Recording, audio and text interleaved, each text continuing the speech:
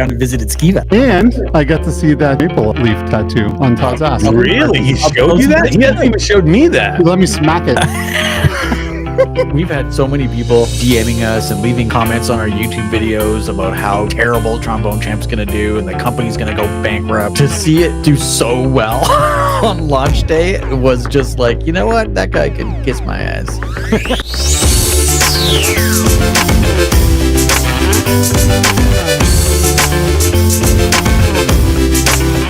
You look, you lose 85 pounds, you shave your beard, you put some glasses on, people are like, oh, it's not even, they don't even look like you anymore. Yeah, what the fuck? Get fat in your beard, damn it.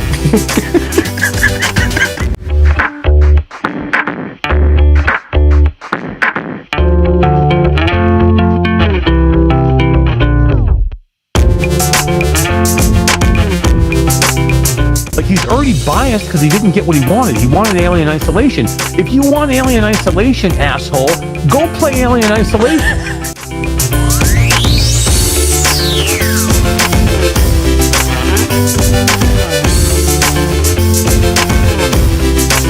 I very firmly believe that there's many games out there that are epically great flat games that are absolutely better in VR. Not every game.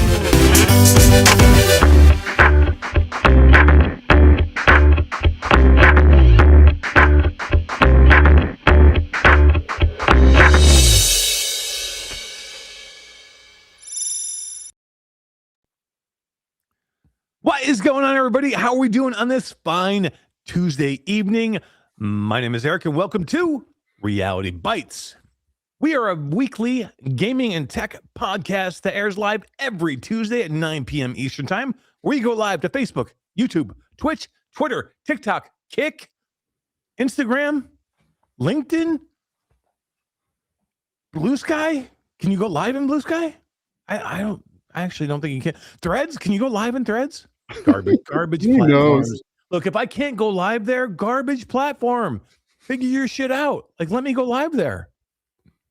But if you cannot catch us live, you can always catch us afterwards on your favorite podcast platform, which, Skeeva, we are averaging over 50,000 views per episode between our audio podcasts and the viewed podcasts. Dude, that's pretty sick, man. We must be doing something right, I guess. We must be doing something right, I guess. Thank you for coming, everybody. Thank you for hanging out tonight. I do not have a cool opening for Skeeva tonight because Todd's not here, and it's a very different night. So guess what? I'm not going to do my normal thing. No opening. I'm sorry, Skeeva. I love you. I thought Todd was here, and you just grew hair. It could be. Todd with hair? Look, you're a 6'7" giant of a teddy bear that I would love to just crawl up in your arms and give you a sweet kiss goodnight. But that's not going to happen tonight. No opening for you, my friend. Because we have a special guest who's here right now to chat with us and say hi. And that would be my friend, Myles Dyer. Oh. Hey, guys. How's it going? It's going well, Myles. How are you? I'm all right. I'm still running on pure adrenaline after what has been a pretty epic day. Hello, chat. Yeah, doing good, man. It's been a week. But the VR game showcase was super exciting today. And I'm just waiting for the crash to come, which will be after the show, hopefully. There's lots of crashes, Myles. VR showcase is amazing. There's lots of crashes we can do. The biggest crash is VR is dead. There's no games coming at all forever. No, really. Oh, dude, I thought you were going to say the biggest crash is FlatOut for VR when you're going to be smashing everywhere. I didn't know what you're talking about. Is there a game coming out called FlatOut for? I don't know. Shit, did I spill that too soon? Too soon? Oh, maybe too soon. But thanks for coming in, everybody, tonight. We appreciate it. We are going to talk lots of VR gaming showcase because, man, it was a very cool one. And yes, okay, we were involved with it a little bit. And Myles is going to talk a little bit about that process tonight, what it goes into making a VR showcase and what goes into being a part of a VR showcase. Because it was very cool, guys. Tonight, I'll give you a little inside info. Here's a very cool thing. When you can sit down after the VR showcase and hang out with the people that ran the showcase and just be like, hey, congratulations on doing a kick-ass showcase, because these things are hard work and there's lots that goes into them. So, shout out tonight to Jammie Feltham and his wife Zeena, who, do lots of behind the scenes work on making an incredible showcase for lots of people to see, and their production, the way they put into it, the love and the passion they put into it are very, very well seen in that showcase. And yeah, I think they just did a great job. And it was great, Myles and Skeeva, just to hang out with them for a few minutes and like raise the glass and say congratulations on a really great showcase, because we deserve it and they deserve it. It was pretty cool, right? That was great. I love talking to those guys. They have been doing stuff in journalism and in the world of VR for as long as I can remember. Like I used to watch Jammie and Zeena do their thing on Upload VR all the time. All the time. They were like the OGs. So it's really cool to see them doing this, and that they're still in the VR game, and that they have so much passion for this medium that they haven't gone anywhere else. They're still here, and they're still crushing it, and they're doing amazing things. And freaking bravo. What a showcase. It would be easy to leave, guys. Like look, there's a lot of different opportunities for a lot of people in this gaming industry, especially in this VR gaming industry. There's a lot of places that we can go. There's a lot of talented people, like, and Jammie and Zeena are talented people that could probably just go, you know what? This is really hard. I would rather go work for Bethesda or Microsoft or EA or any number of flat gaming companies, and they could probably get a job tomorrow because they're passionate gaming people who are talented and know what they're doing in the space, but they choose to be here, choose to do this. Jammie's been doing this for I don't even know how long. Like Skeeva, how long has Jammie been like in like? Did he start with Upload? He must have, right?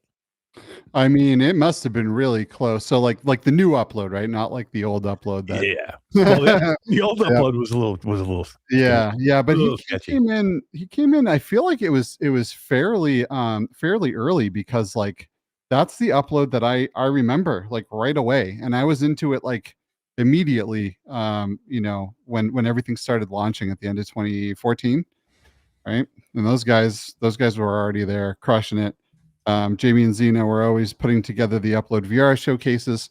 So they've been doing this for a hot minute, and their passion continues to grow, and they're just amazing people. Truly. They are. And it's Myles, I'm sorry, Myles. I was just going to say that they are amazing people, and that shows through.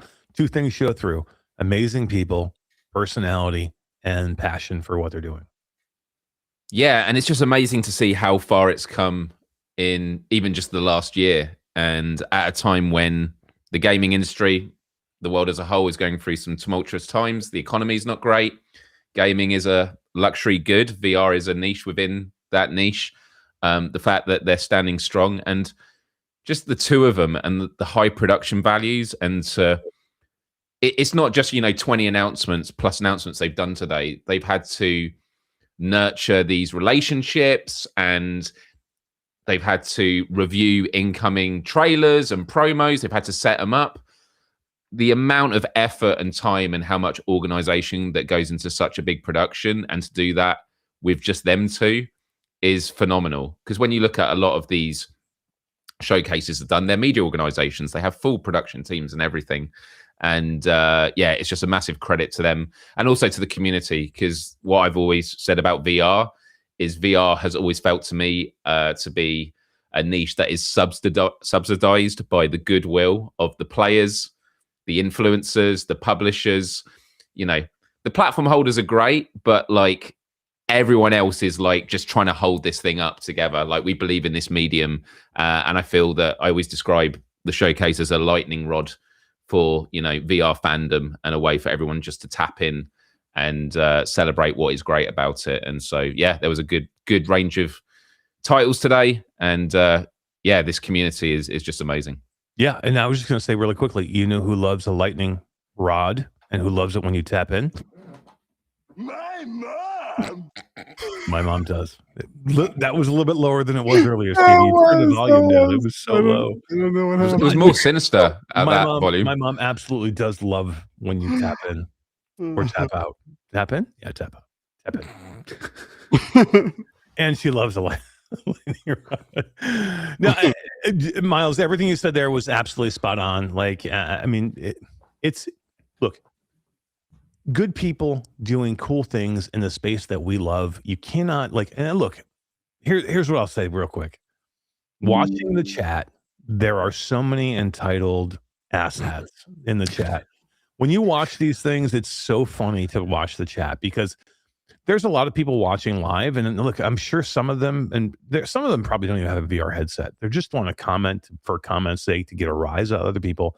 But there are some people on there really do have a VR headset and they love VR, but like, man, they're so like entitled to like whatever they think is that thing that we're not, or they're not giving them, that they just want to shit on everything else. Like, I was watching that thing, like we were 10 seconds into the show, or we were 10 seconds into a video, a trailer on the show. Slop. Garbage. And I'm like, what the fuck? I'm like, give it 5 seconds to breathe, man. I'm like, come on. Like, but that's society. Like, I just think that there's no way you're going to get some type of show like that with thousands of people watching across all these platforms. You're not going to get some asshole that just has to say something rude, or but people do it not because that's even their opinion. They do it to get a rise out of other people, right? Well, here's the thing. We really had like one or two of those people in this chat. If you watch any gaming showcase for any major flat game platform like PlayStation or Xbox or anyone, there's 1,000 of those people. Yeah. And they're just scrolling by at 1,000,000 miles an hour, and everyone's blasting everything and tearing everything apart, right? So I guess we did pretty good, and we only had 2 douche canoes in the chat. Yeah, I love that. It's so true. And I think that's just the difficult thing with doing gaming showcases. Like, if you go to a music festival and you have one stage, generally speaking, that stage is going to have musicians or bands of the same genre of music. So there might be something that you're not so into, but then you go to another one. The thing with these VR game showcases is you've got such a wide range of genres and game types. And unfortunately, there's just a lot of people out there that if it's not something they like, they'll just go, oh, it's trash. And I often get a lot of criticism because when I live stream PSVR 2 titles, I get criticized. Myles will never criticize, or there's never a game that Myles doesn't like. And that's simply not true. There's a lot of VR games I don't like. But there are terrible VR games that have good aspects to them, or they might cater for a certain audience that isn't for me. And on the flip side, there are great games that have things that are wrong with them, and I'll criticize them. And I don't know, like, people just want black and white answers. And to be honest, you can get that sort of coverage from people, and that's fine if that's what you're into.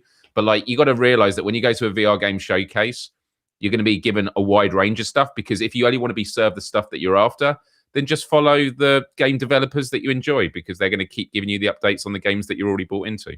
Right. And then like, I'm the first to have like come on after these game showcase for the last 5 years we've been doing the show and be like, hey, this is what sucks, and this is what I love, and this is what sucks. But like, look, I'm going to digest the whole thing, and then I'm going to decide with a sane and sober mind what I judge to be bad or good or indifferent, like whatever. Like, if I'm going to have criticism, at least let me think about it and give a decent, smart criticism of what it is. These assholes are 2 seconds into the fucking show, and they're like, slop, garbage, another kid's game. Like, dude, come on. Like if you want to have a serious judgment, if you want to be taken seriously with your arguments or with your chat, like, you have to give the moment a chance to breathe. I mean, literally, like when we used to do this, sometimes me and Todd would cover this, when it was Q2C VR Gamer, we would cover it live. Like, we would cut our day, go on live, and like do live, simul stream the show. And like, literally, we would come on and like give our opinions, but we let it breathe. Let me see it first. Like, I can't be 2 seconds into a trailer and then be like, slop, before I even see what the whole thing is about. Like, and thankfully there were some people in there that were like, come on, guys, this is dumb. What are you talking about? Some sane people out there, but man, and you're right, Skeeva, there was only a few, but it seems like the few talk a lot of shit. Yeah, they do. And look, that one guy was just really upset because that's what his mom said when he was first born and saw him. Like, slop him away. Look at the slop now, guys. All of a sudden, everything's slop. A good rule, I think, is don't take criticism seriously if it's 2 syllables or less. Like that caveman speak. Oh my god! Hey, I just got to shout out Techno Glitch, who noticed. He says, I need an iced tea with vodka. And guess what? That's what I have. I have an iced tea with vodka. This is Myles, not what do you iced have tea there? vodka. What do you have? I got a G and T. Gin and tonic. It's I love the refreshing, G&T. not heavy. Guess what I have? I also have a G&T backup. Oh my God, ready to as go. well. Wow. We're gonna get You're fucked back up. All right, Ready to go. I raise you a tap water. Oh, well, that's fair. Well, all right. Let's see if everyone No. in chat can guess what I have in mind. Oh, yeah, wait, hold on. Don't show it yet. All right, chat. Come on, chat. You got to show up now. There's not a whole bunch of you out there, but like, come on. Tell me in chat. Give it a second. What's Skeeva drinking? Does anybody know? I'll let you see the glass before I divulge the bottle. Come on. Skeeva said he'll give a personal back rub to anybody who can tell him what he's drinking in chat. I mean, everybody should guess this. There's been Shots all 400 around. shorts that we've done about what Skeeva likes to drink. I'll give you a hint. Most of the Golden Girls drank this drink. My mom's Green mom juice? drank this drink. I know he says whiskey. No. I do love whiskey. Oh, look it. And this is not even fair. Number one answer is our own Baggy G VR, who says Drambuie. And number 2 is my lady, who can that's not see even right fair from the either. other room that it is definitely Drambuie. We have a Salvador sighting. It says Eric, Skeeva, Myles. What's up, Salvador? How you doing, man? Mepper's here. Myles is here in the chat. Arc Reactor says whiskey. I mean, is it not whiskey? It's kind of whiskey. It's Scotch actually, Scotch, but, right. but I actually it's Scotch whiskey, aged Scotch whiskey, with heather, honey, herbs, and spices. Yum! And I do love just straight up whiskey as well. It's my favorite actually. and Grant says he wants his back massage. You got to come, bro. Next time I see you, Sweet. tap. Dude, how epic was Grant's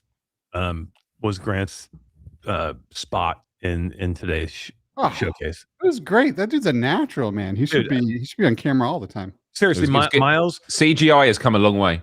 that was one of my favorite No. videos. And I'm not even saying this is one of my favorite videos because it's one of our videos. I mean, that's cheap and easy for me to say. It's just still like when you sent it to me the first time to see it, I'm like, dude, that's a freaking epic video. It was great. But that's a shout out to Grant and to Baz. Yep, and Carl, who did some of the action shots in it. I mean, I know we're going to talk about this a bit later. I don't want to jump too far ahead, but we had 7 announcements on the VR game showcase. Like, I think we were a quarter of the main show. It was a lot, and the only reason it was possible was a decision I made very early on, was that we were going to do a lot of what I call dev features. And we're all very familiar with like dev directs, where developers talk about their games quite extensively. They're like 8 to 10 minute pieces, and we have done them before. We did one for Roboquest, and awesome, by the way. Yeah. But for this, it was like 90-second, 2-minute spots. And the reason I wanted to do it was twofold. One was it was going to be easier to do, because what you can do is get the developers to talk about their game, and then you can have B-roll. You film stuff that supports what they're saying, so you're literally taking people through it. But also, there's a lot of trailers in the world, and this is no shade to people that do straightforward trailers. We do straightforward trailers. There's definitely a place for it. But when you have a world where obviously there's a lot of AI at the moment and stuff, like, people value human connection. It's why I think live streaming is going to continue to thrive in this current digital AI environment. But hearing from developers directly is just amazing. Like, people connect with people. And so when you hear a developer saying, this is what we've been working on, this is what we've been doing, this is our intention behind it, this is what we've done to make this happen. And like, Team Beef have an amazing story behind them. And actually, I will just say to Grant, I've worked with Grant like through all of his presenting stuff since being with us at Flat2VR Studios, obviously with the Postal 2 work as well. Grant has come on leaps and bounds, because I know, and he won't mind me saying this, he wasn't very keen on doing stuff on camera, and he's amazing at it. And, you know, it, like with all these things, it takes practice, and it's once you've done a few, and it's great. And he was doing this ominous voice talking about the Outlander, and, you know, what is there in Aeon of Ruin, and he just absolutely crushed it. And so yeah, having devs talk about their games, it's just a great way for people to connect, because this might sound unrelated, but I think it is related. IGN for a very long time would always get criticisms. Oh my God, criticisms online for their reviews of games. So whenever IGN reviewed games, you'd always get people going, IGN never know what they're talking about. And I think they always got a lot of criticism because they gave like Alien Isolation a bad score and they've never made up for it. The fair point is they never had anybody who was a VR person on their staff. That was the problem. Oh, for the VR. Yeah, no, I agree with that as well. But what they've started doing recently, and I don't know if IGN does it with all their reviews, they'll now do the review, it will have the score, and then they'll do an interview with the reviewer. So they'll go, hey, I'm joined by so-and-so who has reviewed all these games before, so they are our specialist Bungie reviewer, and now they're reviewing Marathon.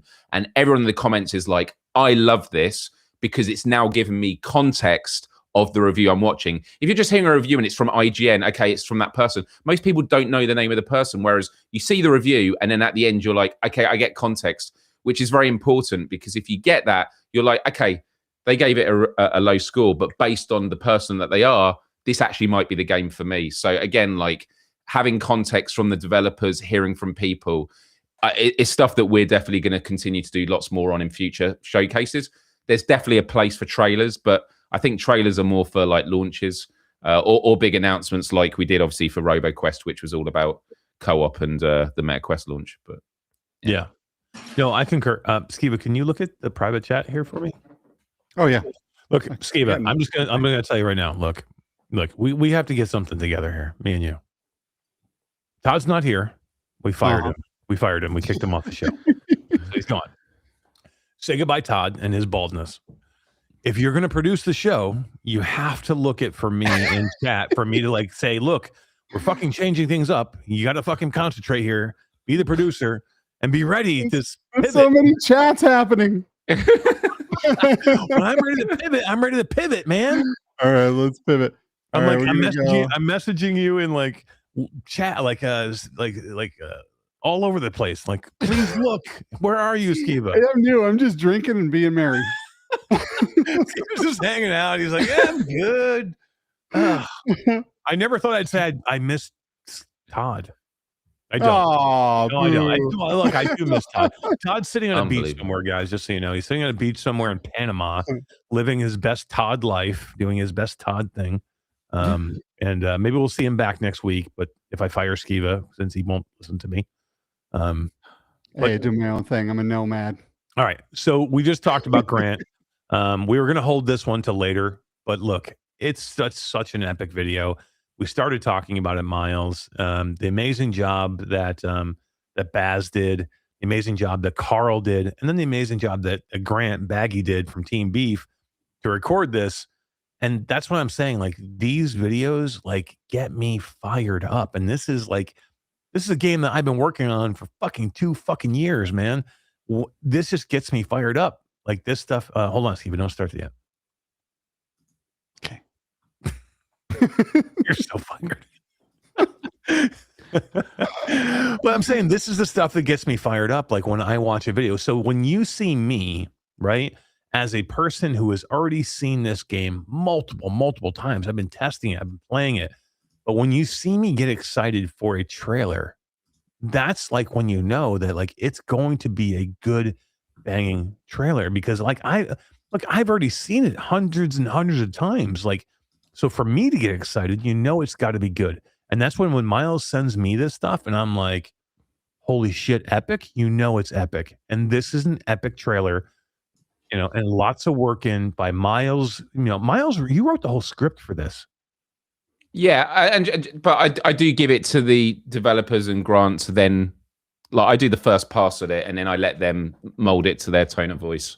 But yeah, but you plan it all out. So let's break down quickly before we get into the video. The process of what this starts as. It starts with, okay, we have a showcase coming up. Then we have like all of these games that we want to do. We're like, okay, which one's the one that we want to focus on? Okay, we make a decision. Wrath is the one that we want to focus on because it's launching soon. We're going to give the announced date for the first time ever. It's the one that we want to close the showcase with. So we put that on you, Myles. And we're like, Myles, okay, we're closing the entire VR gaming showcase. Here you go, man. What do you got? And then you have to take it from here. And then what's that process? Yeah, I mean, it's a bit on chicken or egg, and this is how it is with a lot of our content as a whole, because for those that don't know, Impact Reality and Flat2VR Studios, I'm the director of social media. So we are running the social media channels of all our projects, whether that's published titles, PR and marketing clients, Flat2VR Studios. There's a lot going on there. And so, yeah, we will decide like what are the things that we're going to announce. We obviously need to know what the timelines are, because there's a difference. It might be you're announcing something that is happening there and then, but you might be announcing something that's not coming out for a while. And so for me, I'm always thinking about, as a consumer, what is the journey you want to be brought on? And I'm going to sound a bit like Simon Sinek here, but it's all about the why. It's all about the why. Like, you can talk about what you're doing, but it's about why you are doing it.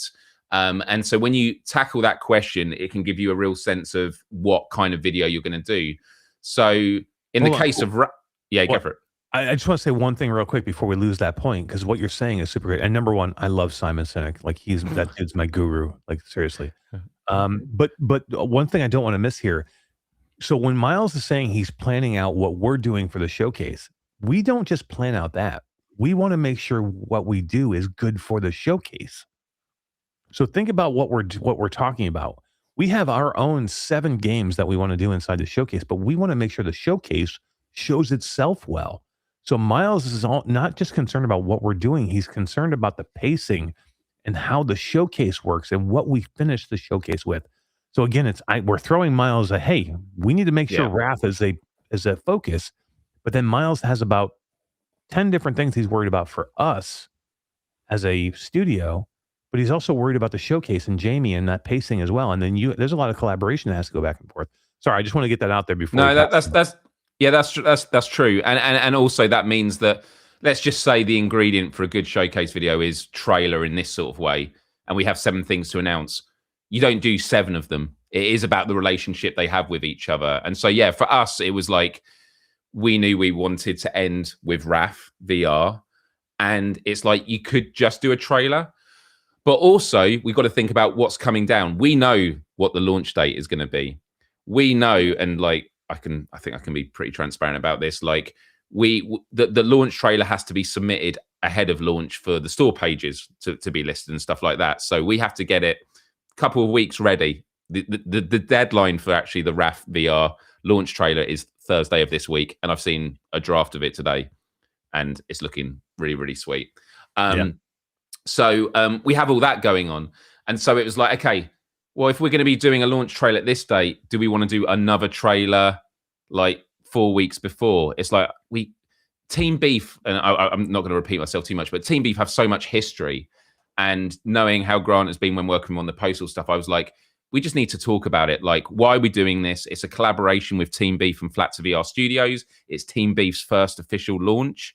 And also, like, we need to, if you do a trailer, you're offering a lot more for interpretation from the viewers, because there'll be people that look at this and go, oh, it's a pixelated shooter, not for me.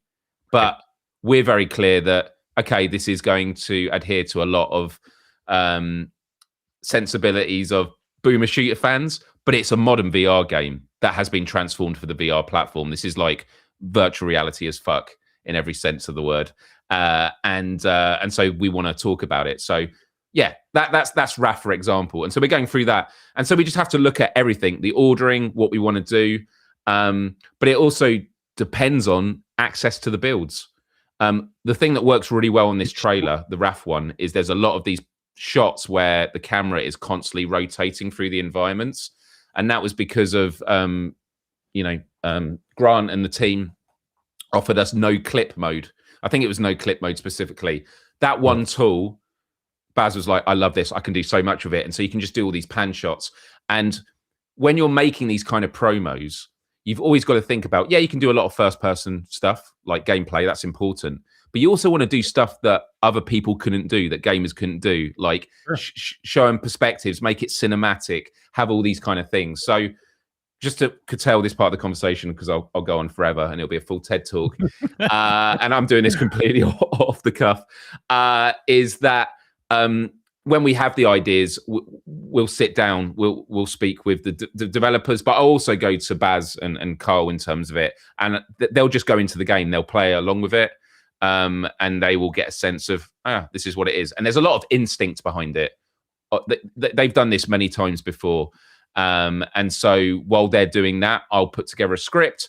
I'll run it by Baz and say, is there anything here missing? Is there anything here that excites you in terms of what B-roll we could get with it? And then I go to the developers and I will say, check this out.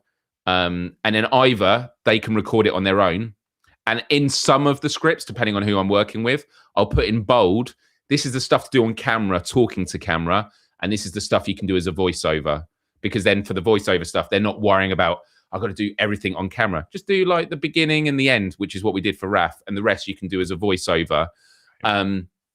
And then sometimes I will jump on a call and like using my own broadcast system. We didn't do it in this case, but for people that aren't that familiar, I will jump on a call and I will kind of take them through the script. We did it with Sergey Mutar for FlatOut like VR. interview wise, like do those things where you can kind of like, hey, let me lead you through and like ask you questions and you be natural answering those things.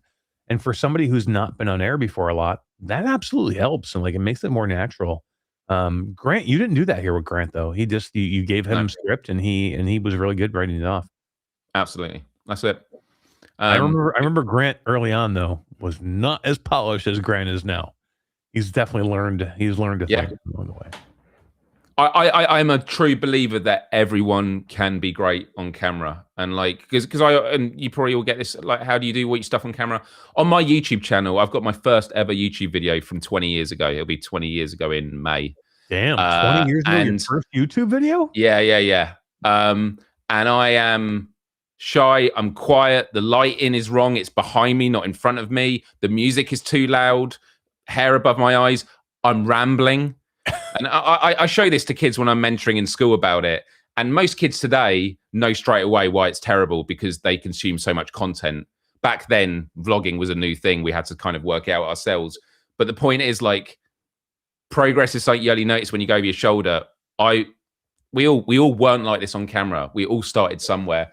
And I think that it's all about finding what you're passionate about, and what are devs going to be more passionate about than talking about the games that they've put their heart and souls into. So that's what I try and bring out when we do that storytelling. No, and I love that. And then sometimes, Skeeva, you have to draw those things out of people. Like sometimes you have to help people show themselves in the best light that they can be seen. Because some people just don't understand and how to do it. And like, I think having that voice of like, let me help you. Let me bring you to this is like, it's almost like it's like an interview, right? Like there's a way to do interviews, like doing a podcast interview, interviewing somebody to try and put them in a light or show themselves in a light that they don't even know how to put themselves in that light. That's a special thing. Like you did it forever on Between Realities, like how to get something out of somebody when maybe they don't know how to show it. It's like a skill. Like it really is. Yeah, and not to mention too, I think when you are in a company now full of people that make YouTube videos, it's probably pretty intimidating. But I will say that Grant just like, it didn't take him any time at all to just become like a legit pro at this. He's done a great job. Not only can he develop, but he has a camera presence now too, and I absolutely love that. And he's such an awesome guy. And I got to tell you, like there are, I feel like, gamers are typically pretty passionate people, but Grant's like next level, man. He loves the games he works on, and he loves, the games that he grew up on, and he has so much influence and games, especially like this. He is the right person in all of Team Beef, right? Yeah. Definitely the right people. Dr. Beef, and Mark and Dr. Beef, like the whole, the whole main core of Team Beef are that way. They're super passionate about what they're doing. Like they would do it if they could afford to live. They would do it for free. Oh yeah, right. If they were like, look, hey, like I can just live and like support my family. They would do this for free, and they've done it for free for a long time, really. But like look, they love the passion part of it. They love doing it for a different reason. It's about the love of doing what they're doing, not about, hey, we want to be millionaires of what we're doing. Yeah, exactly. I'm so stoked to be working with Team Beef on titles like this and other titles that we're working on. They're just so talented and passionate, and like they've played so many of these games that they know what makes these games good. They know the mechanics like the back of their hand. They know where things should be and how much is too much of things, and they're the right people, man. They're the right people. They are. Hey, we have one right person in chat tonight. That's Todd hanging out here. Todd calling in from Panama. What's up, Todd? Hey. How are you, man? Whoa. Panama. He said he had an old fashioned earlier. That was not good. That's not good. You should make your own. Go right behind the bar. Look, push the guy behind the bar out of the way. Go behind the bar. Make your old fashioned. Do it smoky. Let him know how it goes down, and do it for him. You let him know. You probably just saved his life. You'll make him a better bartender. Yeah, what else do we got here in chat? Somebody said, or Todd said, you should see Eric's first video on camera. Don't see Eric's first video. That would be bad. Whose first video was good? I gotta ask you this. That is exactly the someone point. out there that just crushed it the first time. I mean, do you have your your first episode up, Skeeva, for Between Realities? It's terrible. Oh, mine's terrible. I was like a deer in headlights, bro. Like I don't even know what I was doing. And like you had a partner with you. I was solo. Yeah. I was the first Q2C VR gamer wasn't Q2C VR gamer. It was just me, dumb shit, going live by myself, like just getting in front of the camera talking. Wait, what was the name of the channel? Was it Q2C? No, it was Quest 2 Community, like live. Like it was. When I first started going live, I went live on Facebook Live. You remember that? Facebook used to have a feature called Facebook Live. I remember. And we had in our Facebook community that I founded, that me and Todd built, we had like 200,000 people in there. So I'm like, and I had all these people asking me questions. So I'm like, all right, I think I'm going to go live one night and just go and do a Facebook Live and see who shows up. And I did the Facebook Live, and I'm looking and I'm watching. I'm like, holy shit, there's a lot of people that just showed up here. Now it's me on camera for the first time ever. And like, I didn't even know what to talk about. I didn't know what to say. I didn't know what to do. I had no agenda. I was literally like a deer in headlights. It was scary. Like, please don't go watch this again. Like, I can't even watch it now. Like, if I went back and watched it now, I'd cringe so bad. Like, my daughter watches it and makes fun of me. That kind of thing. Like, but no, it was so bad. Like, and I was solo for probably the first 3 or 4 episodes until Todd came on and started producing, at least. And at least then at that point, you had somebody to be a sounding chamber with. Myles, I give you all the credit in the world for doing this solo your entire time. Like, for me, that's one of the hardest things in the world, to do things solo. Yeah, that really is, man. When you get no one to like have that conversation with, it's a whole different style of communication, and being able to just rap at the camera, it's impressive. But then you develop a bad habit where in conversations you need to learn to not have to fill in all the gaps. You can sometimes pause and let the pause go for someone else to speak. You can let the pause go and let you silence. That's the hardest thing for me. It was like always trying to make sure that you're on to fill the silence. Mm-hmm. So it's like the host of a show. So if you're going to be like a host of a show, you have to make sure that there is pacing, that there's like, so for me, I was like, okay, I always have to be, but I can always throw it to somebody and let them talk. But when they're done, you have to go, you have to be there to fill the rest of the thing. And if you're on your own, Myles, you can just do it. You're at your own pace. The hardest thing, think about this, when you have multiple people and then you're like, okay, I want to give, who's really good at who's really good at handling multiple people? My mom. Yeah, she is. That's a perfect volume. But who's really good at like doing a podcast with multiple people because they keep them involved constantly, and he's probably one of the best I've ever seen do it. Would be Wes Dillon. Wes Dillon, when it was when I came on the Virtual Strangers early on, they were 2 people for a long, long time. I came out of nowhere and they're like, hey, can you be part of the show? And I'm like, I would love to be part of the show. Let's do it. He was really good at always making sure that everybody had enough airtime. Like, let me throw a question to you. Let me throw a question to you. I go back and forth, and like, and then he's like, hey, I'm going to expound and talk about what topic that I want to talk about. He was he's still really good at that. Like, and that's hard to do. It's hard to keep people involved. Like Brian's really good at that too, right, Myles? With PSVR without parole. Like, that's hard thing. It is. Yeah. All right. So look, guys, before we go too long, we've had this video sitting up here forever. Baggy's sitting in chat going, okay, it's 4 a.m. You're going to show my video because I want to see myself on camera. So can we finally show this amazing video? Tune in next week. Yeah, right. It's a cliffhanger.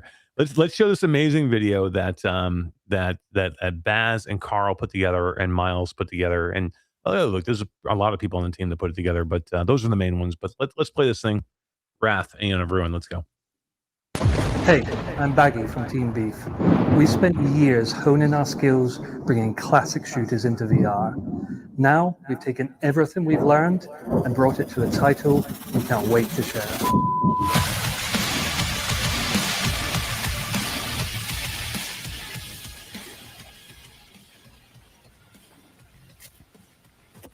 Wrath opens with the Outlander, adrift on an ageless sea, suspended somewhere between life and death. Drawn to a world by a mysterious being, you are charged with hunting down angelic entities who have succumbed to corruption and unleash ruin and monstrous horrors. You weren't the first Outlander here, but will you be the last?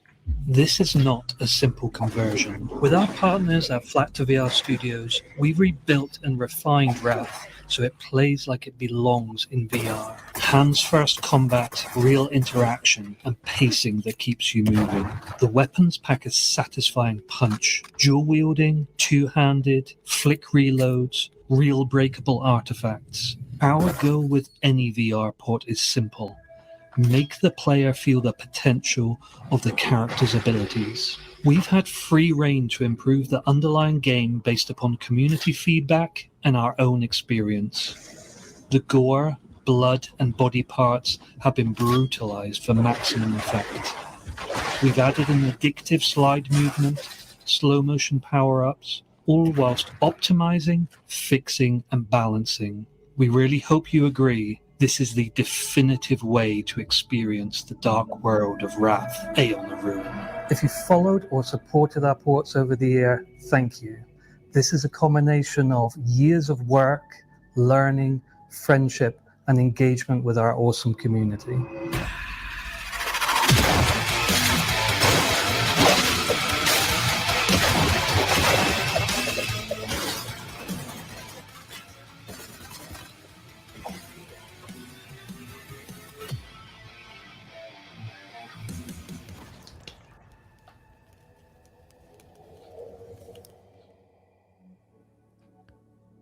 That wraps it up for the spring 2026. Wish list it if you haven't already. Now. Just click wish. Does the QR code work like on a recording?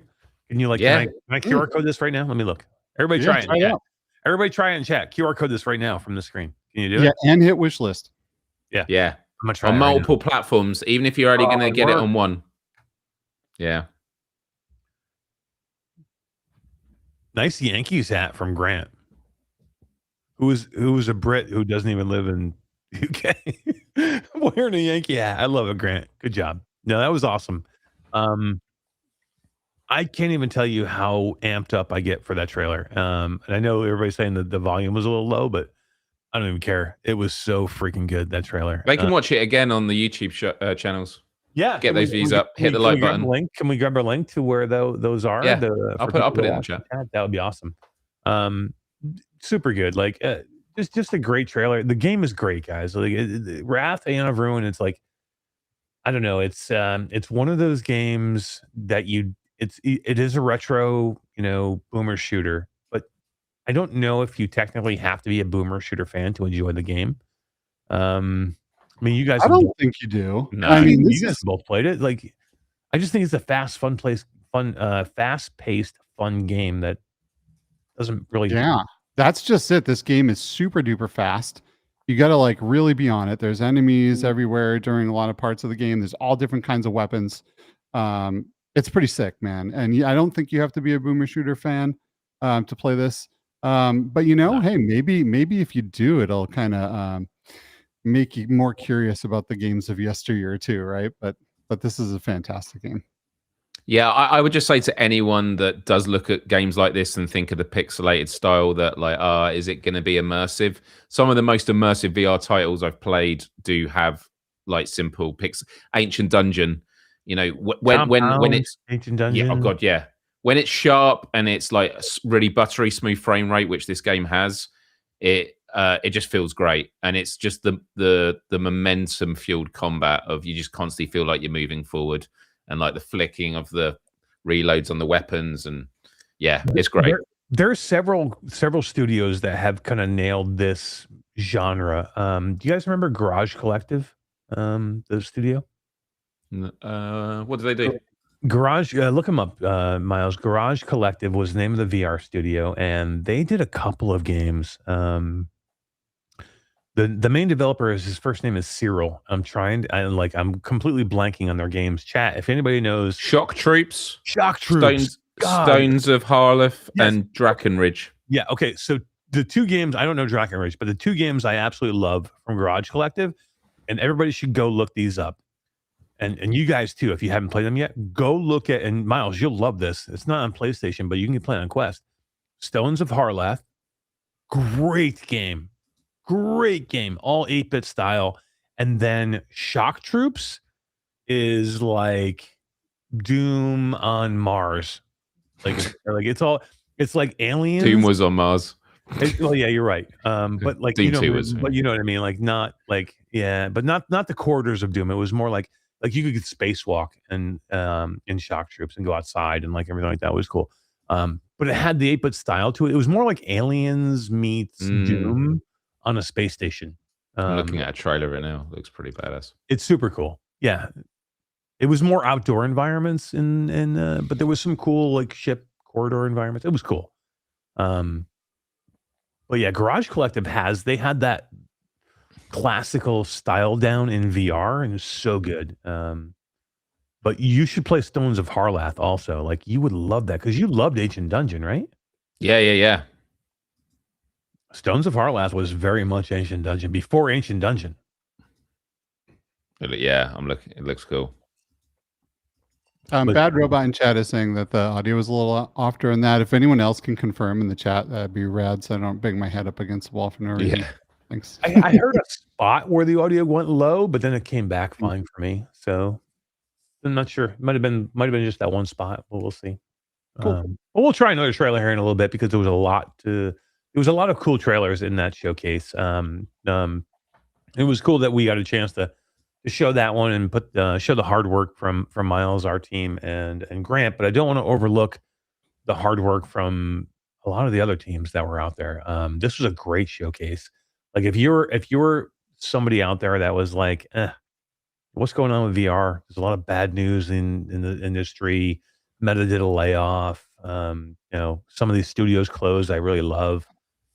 And you're like, hey, I'm looking for a showcase to show me some cool stuff, guys. There was some pretty cool stuff in the showcase. Forget about the Flat2VR stuff. Let's put that to the side. We'll talk about that later. There was some really cool stuff shown here, and one of the things that I'm probably so excited about, Skeeva, which if you want to prep, is, and we'll talk about, is the boys. Like, the boys had a really good gameplay kind of trailer. And Miles, are you a fan of the boys, the show?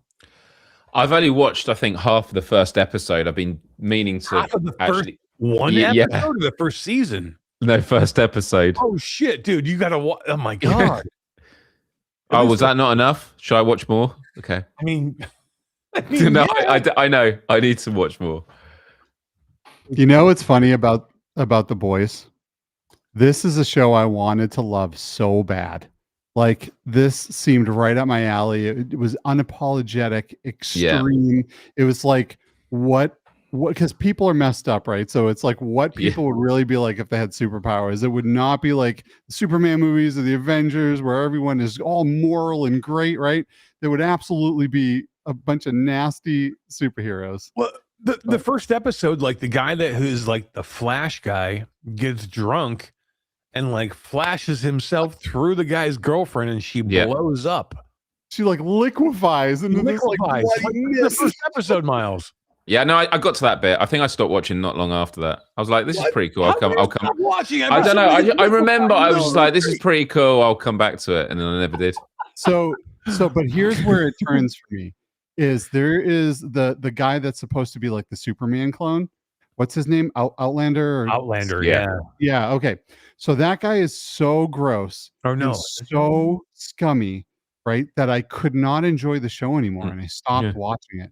Like I thought he was like, there are certain people. It's kind of like Game of Thrones. I stopped watching Game of Thrones because of Joffrey. I could not handle that kid. I could not handle that kid. He's the guy you love to hate though. Oh, I hated him. And when shows make me Homelander feel, though, not Outlander. Homelander, that's right. Homelander. Yeah. And when a show makes me feel like that, I don't want to feel that way. Like I'm watching TV, I'm chilling, I'm not, this is my time off. I want to feel good. And I just couldn't stand that Homelander guy, dude. So I stopped. Wait, hold on. The end of season 1 with Homelander and like his handler, like early on, and like what he does to her, like I don't know if I remember that. Oh my god, he used his laser beam eyes. Like, it's epic. I don't want to say more than that for anybody who hasn't watched it, but but you're right though. Like there are characters that you love to hate. Yeah, but you don't love to hate them. You just want to hate them. I don't know. Like Joffrey was a great character that you absolutely would love to hate. Like I don't know. He was. For me, I was like, I want to see more because I want to hate him more. He's such a dickhead, like of a kid. Homelander is like just a scary ass dude, like who is like psychotic. So psychotic. But you want to see more though. Like I don't know. Chat. Have you know what I'm talking about? Chat. You know what I'm talking about? The last episode of the first season, Homelander does some shit at the end of that season to a character that you think is going to be like one of the main characters in the show. And it's like fucked up. It's like, it's so fucked up. But I love it. It's like, it's one of those things where you're like, holy shit, did that just really happen? But it was kind of building up and you're like, you kind of knew it was going to happen, but like, you're like, it didn't really happen. And you can't remember it, Steve. It was like such an iconic moment. Maybe I didn't make it that far. That's very possible, right? Because I'm pretty sure it was the last episode of season 1. Yeah. I'm pretty sure. I can't remember if I did. I remember the last thing I remember is like that like almost Wonder Woman type girl was coming in, and he made her do terrible things to join the club, And I was like, my god, yes, I'm done with this show. Great. Oh, that's what I'm saying. That's what I'm saying, Miles. You need to go watch the first season because there's so much going on in this first season. It's such a classic. Like, it's really good. It's really good. Now, so watch the second half of the first episode. Yeah. Oh yeah, no, you should definitely complete the first episode. All right, yeah. I'll do that. I think I'll do that. Game doesn't look good to me though. Thoughts, technical. All right, so that's really good thoughts. I would love to know more. Skeeva, let's play. This is a little bit long, but let's play. Let's see what it is. Let's see the boys, what they showed. Take us off screen, go full screen, and let's see this, and then we'll come back and comment what we think. The flash drive? Got it. Good.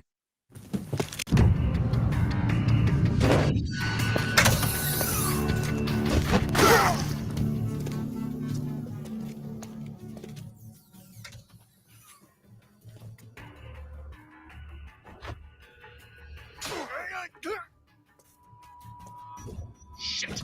They've sealed the main entrance from the outside. Find the exit stairwell now.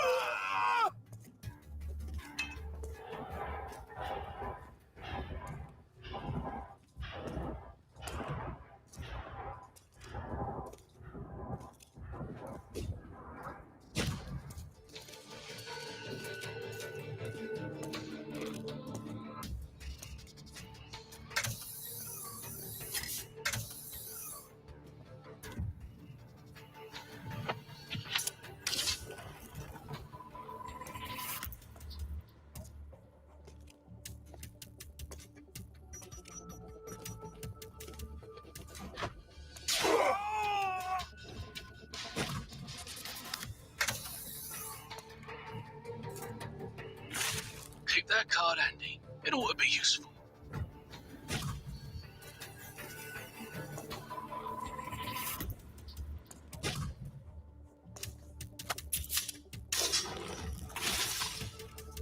Shit!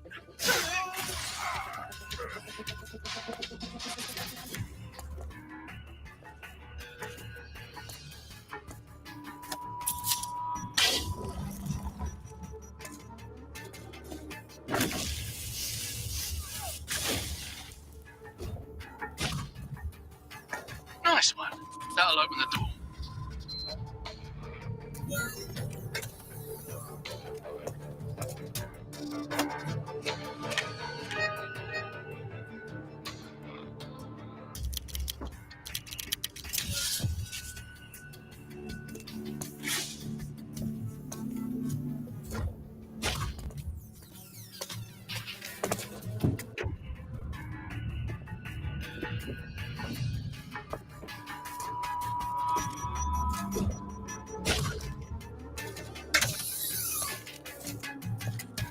Shit. Bad news. Homelander's on his way. What the fuck do I do? Rooftops are already exit. Get moving before that cape-wearing wanker shows up. Butcher. Homelander's already here. I'm trying to find an exit. So, we finally meet. The terrorist from Votland, who murdered 3 soups and made such a mess at Sage Grove. You know, I don't know what I expected, but certainly not this. Though you do remind me of someone. Hugh Campbell. Starlight's twink boyfriend, total loser. But I underestimated him. I won't be doing the same with you. Lucas, run, now!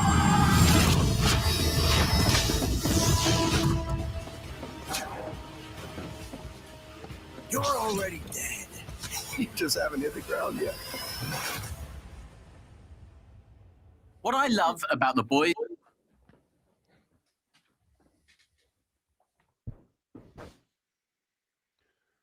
What I love about the boys. Okay, guys. No holds barred. We say what we think. Thoughts about the boys? I mean, I wasn't impressed. And by the way, this studio, I know, I've loved all the stuff they've worked on. And by the way, my thoughts on this in particular does not actually go against what my feelings are going to be when I play the game. But like as a promo piece, there's one thing in particular that annoyed me, and it's the animations of opening doors. It looks like the hands look lifeless. And the thing is, when you do promos, even if it's gameplay, you've got to make up for the shortfall that the people watching the video are not in the VR game right now. Right. So all those things of immersion, we've all been there where we've played a VR game, and we were joking with Jammie about this earlier about when we're talking about first-person shooters, and like you'll be playing a game and you do something, you're like, wow, that must have been really cool, and then you go back to like the recording of it, and then you're like, oh, actually no, I look terrible in it. Like sometimes it just doesn't translate to the flat screen. And so yeah, I just think that the pacing of it, there needs to be something a bit more cinematic of it to build up the drama. Maybe if I watched more than half an episode of The Boys, I don't think so, because I don't think so. A lot of The Boys, and I'm like, man, this is ho hum. Like I want to love it. Like same thing, guys. I love Arvery. Like they're some of my favorite people. Arvery, awesome. And I'm not saying this is going to be a bad game in any way.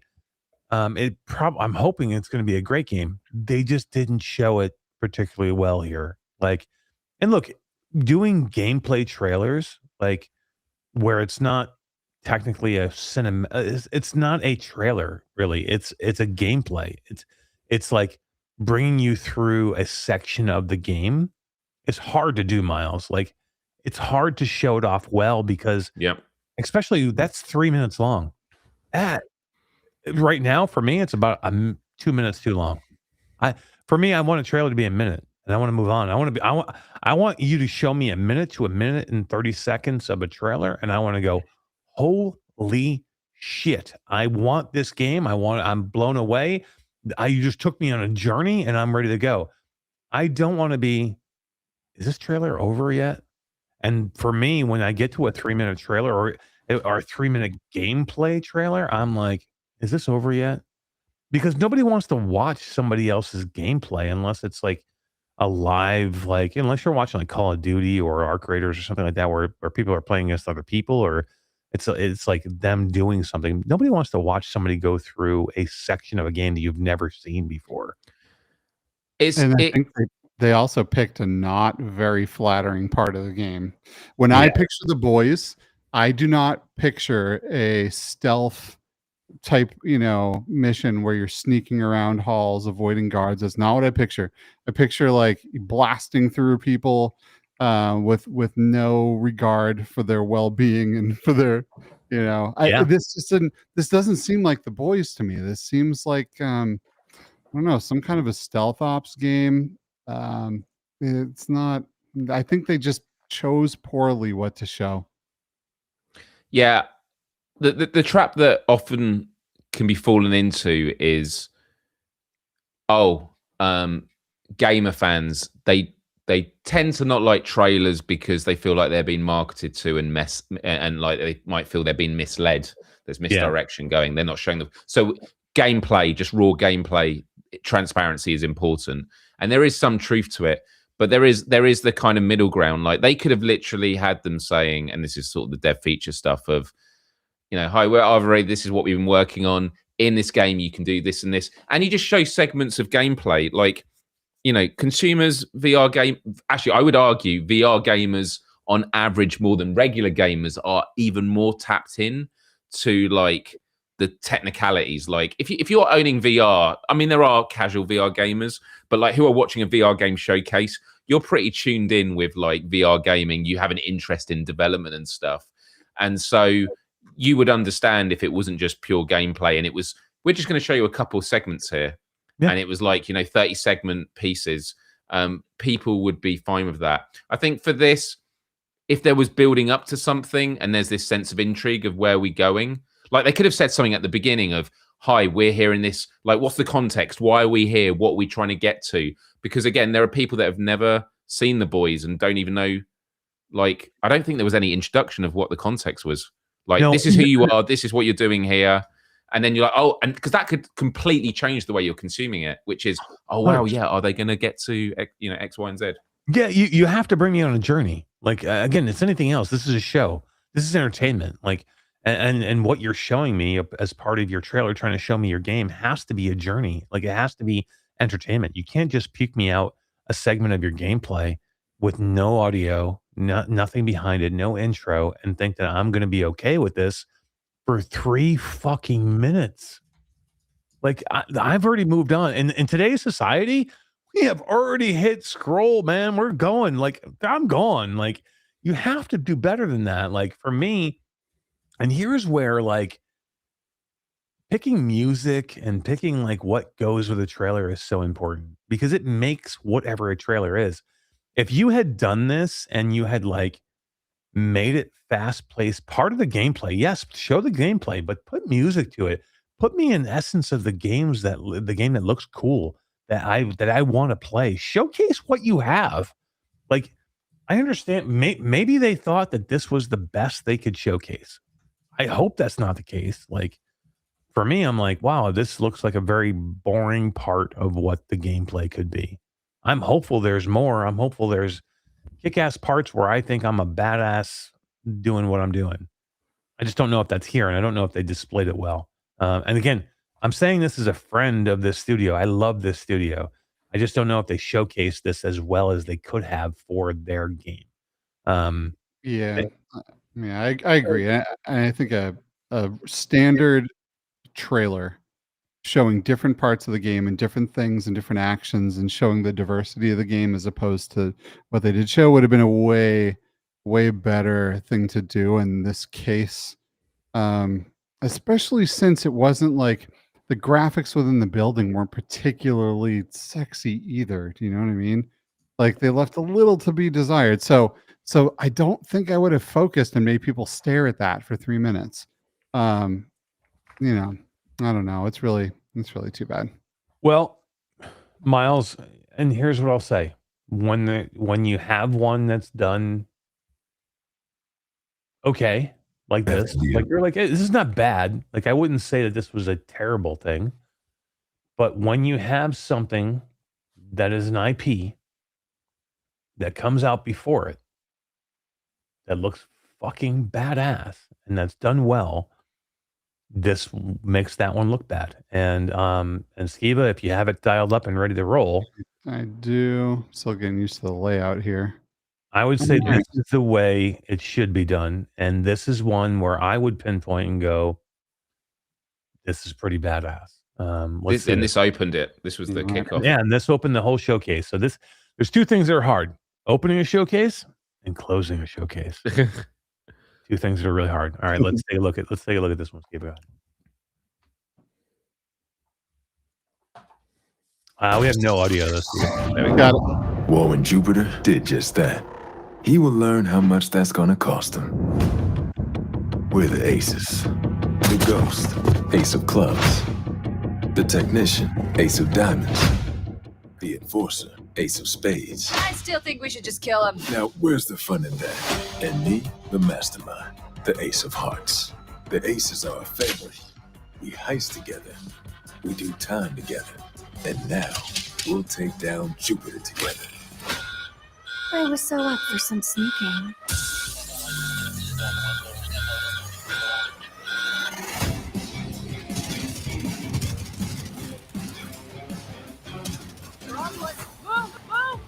Stick to the plan, folks.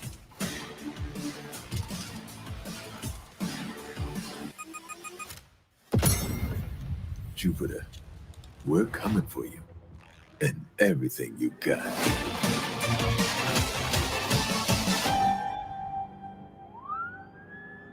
So good. I mean, fuck, man, that's so good. Like, give credit where credit is due. Open the showcase with Payday. Now, good. Look, it's a big IP, like The Boys, a big IP. The Payday is great. People want Payday. People want Payday in VR.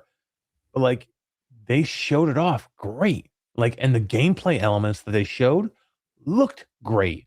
Like, they grabbed probably, hopefully, the best parts of their game, and they're like, here it is. Like, here's this awesome gameplay where you can manually reload this weapon, you can aim down sight, and like you can like do this, you know. And then they showed some cinematics, Myles, that looked great. And then the music was banging, and then it finished off at a high note, you know, with a great spot at the end. Like, that's how you make a trailer. Like, and look, The Boys was under a bit of a compromise. They've already revealed. This was like, hey, we're launching in a couple days. We want to show you the game, but there's still better ways to do it. And Payday like kicked it off like hard, man, like hard. Fast Travel did a great job here. Like, I will Fast Travel. If you're watching this afterwards, you know I love you guys. Hats off, Andreas, Oscar. Well done. Well done. Man, I am a huge fan of Payday. I played the hell out of Payday 2. And I played so much of it in VR. And look, for anyone that remembers playing Payday 2 in VR, it was very early VR days when that game first came out, and they had no idea how to do a proper control scheme yet. So the controls were kind of trash, but the game is so good and it has so much content. It was absolutely phenomenal. So I am insanely stoked to play this. There's nothing like getting together with your squad and riling up the homies and going to rob some banks. Like, come on, what is cooler than that, right? Like, way too cool. Yeah, I've never played any of the Payday. No, really? Yeah, and I've always wanted to play together right now. We could go play. But this is an example where I'm like, no, I want my first experience to be at the VR like this. Well, so you can actually technically play Payday 2 in VR. It's not good. Well, that's why I want this to be the first. Yeah. But yeah, no, Fast Travel Games coming out swinging with this, because what was their last developed game? I think it was Vampire the Masquerade. Yeah, Vampire the Masquerade Justice. I mean, they published a lot of games. Fast Travel. Oh yeah, they published. I think that's where look, fast travel has had their issues. That's where I think they lost their way a little bit. Like they've always been a great development studio in house. They decided they wanted to publish some games, and they've done some great ones. They did Little Cities, great game. Yep. No, it's Cities VR. Oh, I'm sorry. Yeah. Little Cities was In Dreams. In Dreams. Yeah. Purple Yonder. Yes, that was it. Yes. Do you think, by the way, VR was fast travel? You think those guys called each other and they're like, "Hey, let's do city games, guys"?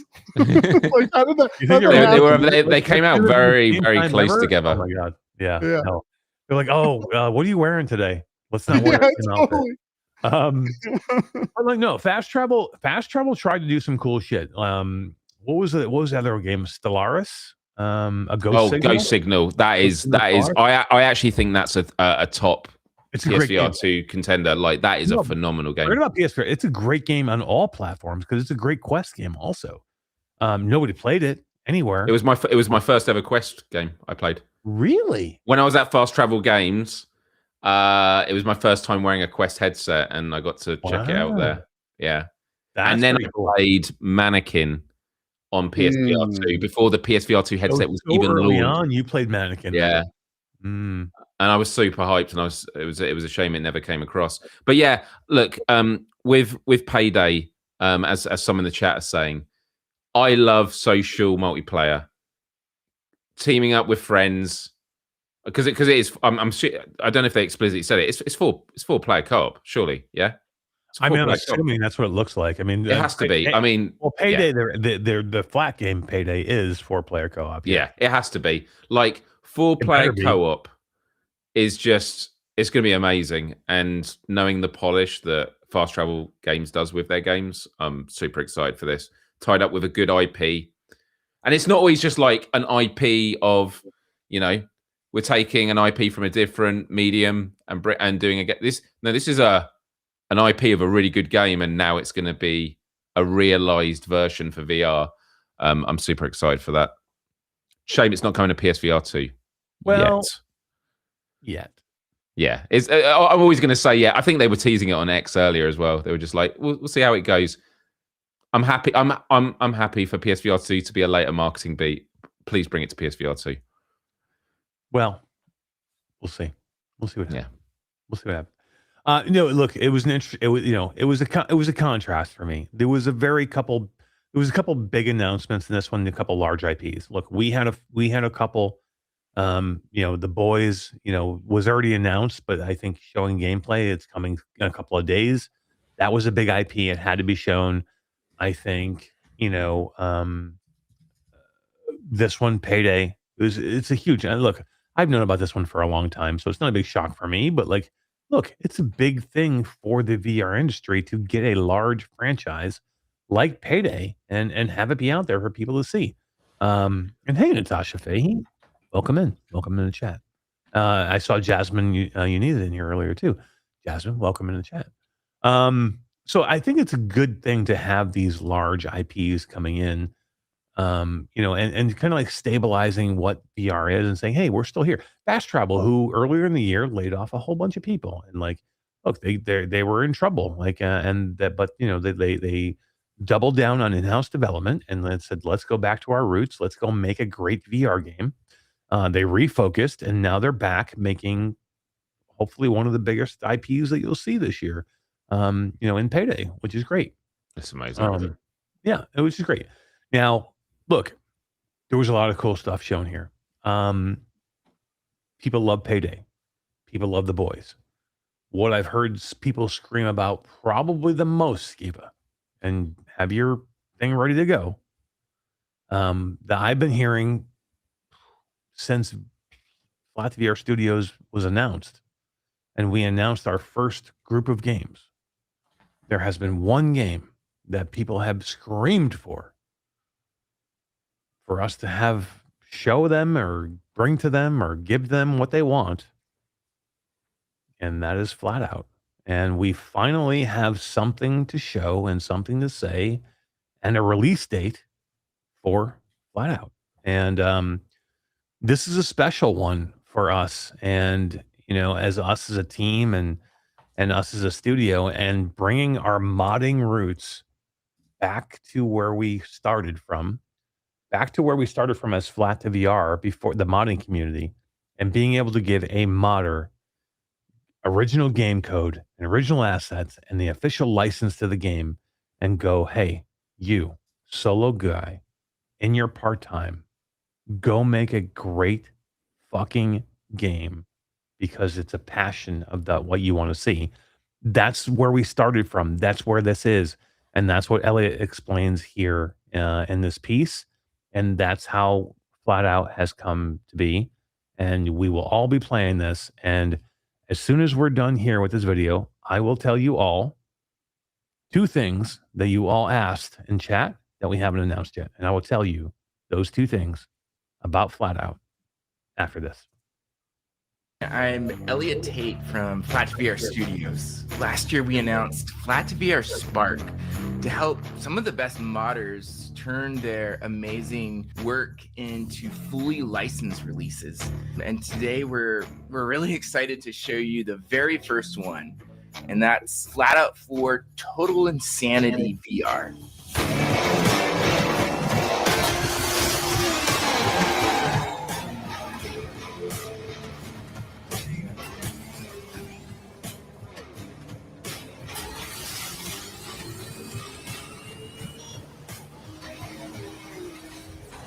We've taken FlatOut 4 and completely rebuilt it for VR.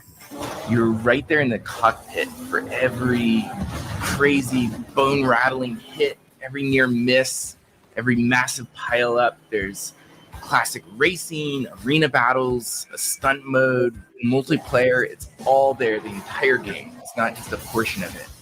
We made it in close collaboration with really a legendary VR modder, a good friend of mine, Mutar, who's also known as No More Flat.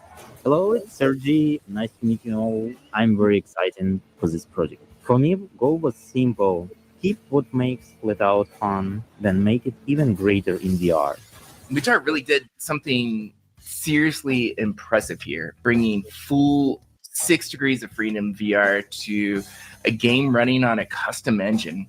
And because the original game was built as a third-person experience, the interiors were really not even modeled. And so we actually brought one of our talented artists in, Adam, who painstakingly rebuilt every car interior in the game with new cockpit geometry. He upgraded the dashboards, improved textures, and we really spent time getting the engine right, running well in VR. We added DLSS to make the game look super sharp. So this is exactly what Spark is for. We pair some of our favorite modders, creators, developers, and support them as they work on just some of their dream games. And we really hope this opens the door to getting a lot more amazing games officially launched in VR. FlatOut 4 launches in early access on Steam VR Thursday, April 23rd this year.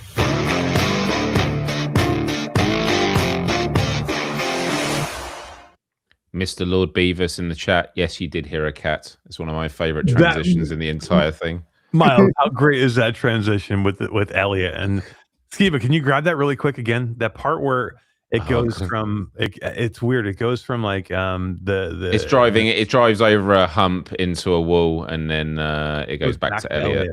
That's such a great it's and such you hear a great part.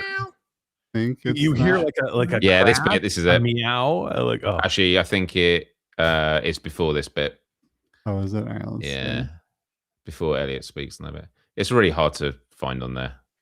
It is. Don't worry about it. Yeah, Skeeva, sorry, you mate. don't have but no, Myles is super cool, and we talked about this like early on, like transitions from Baz, like doing certain things in here are so cool. And did such Carl and Baz again doing such a good job of getting like in-game shots of this, this game.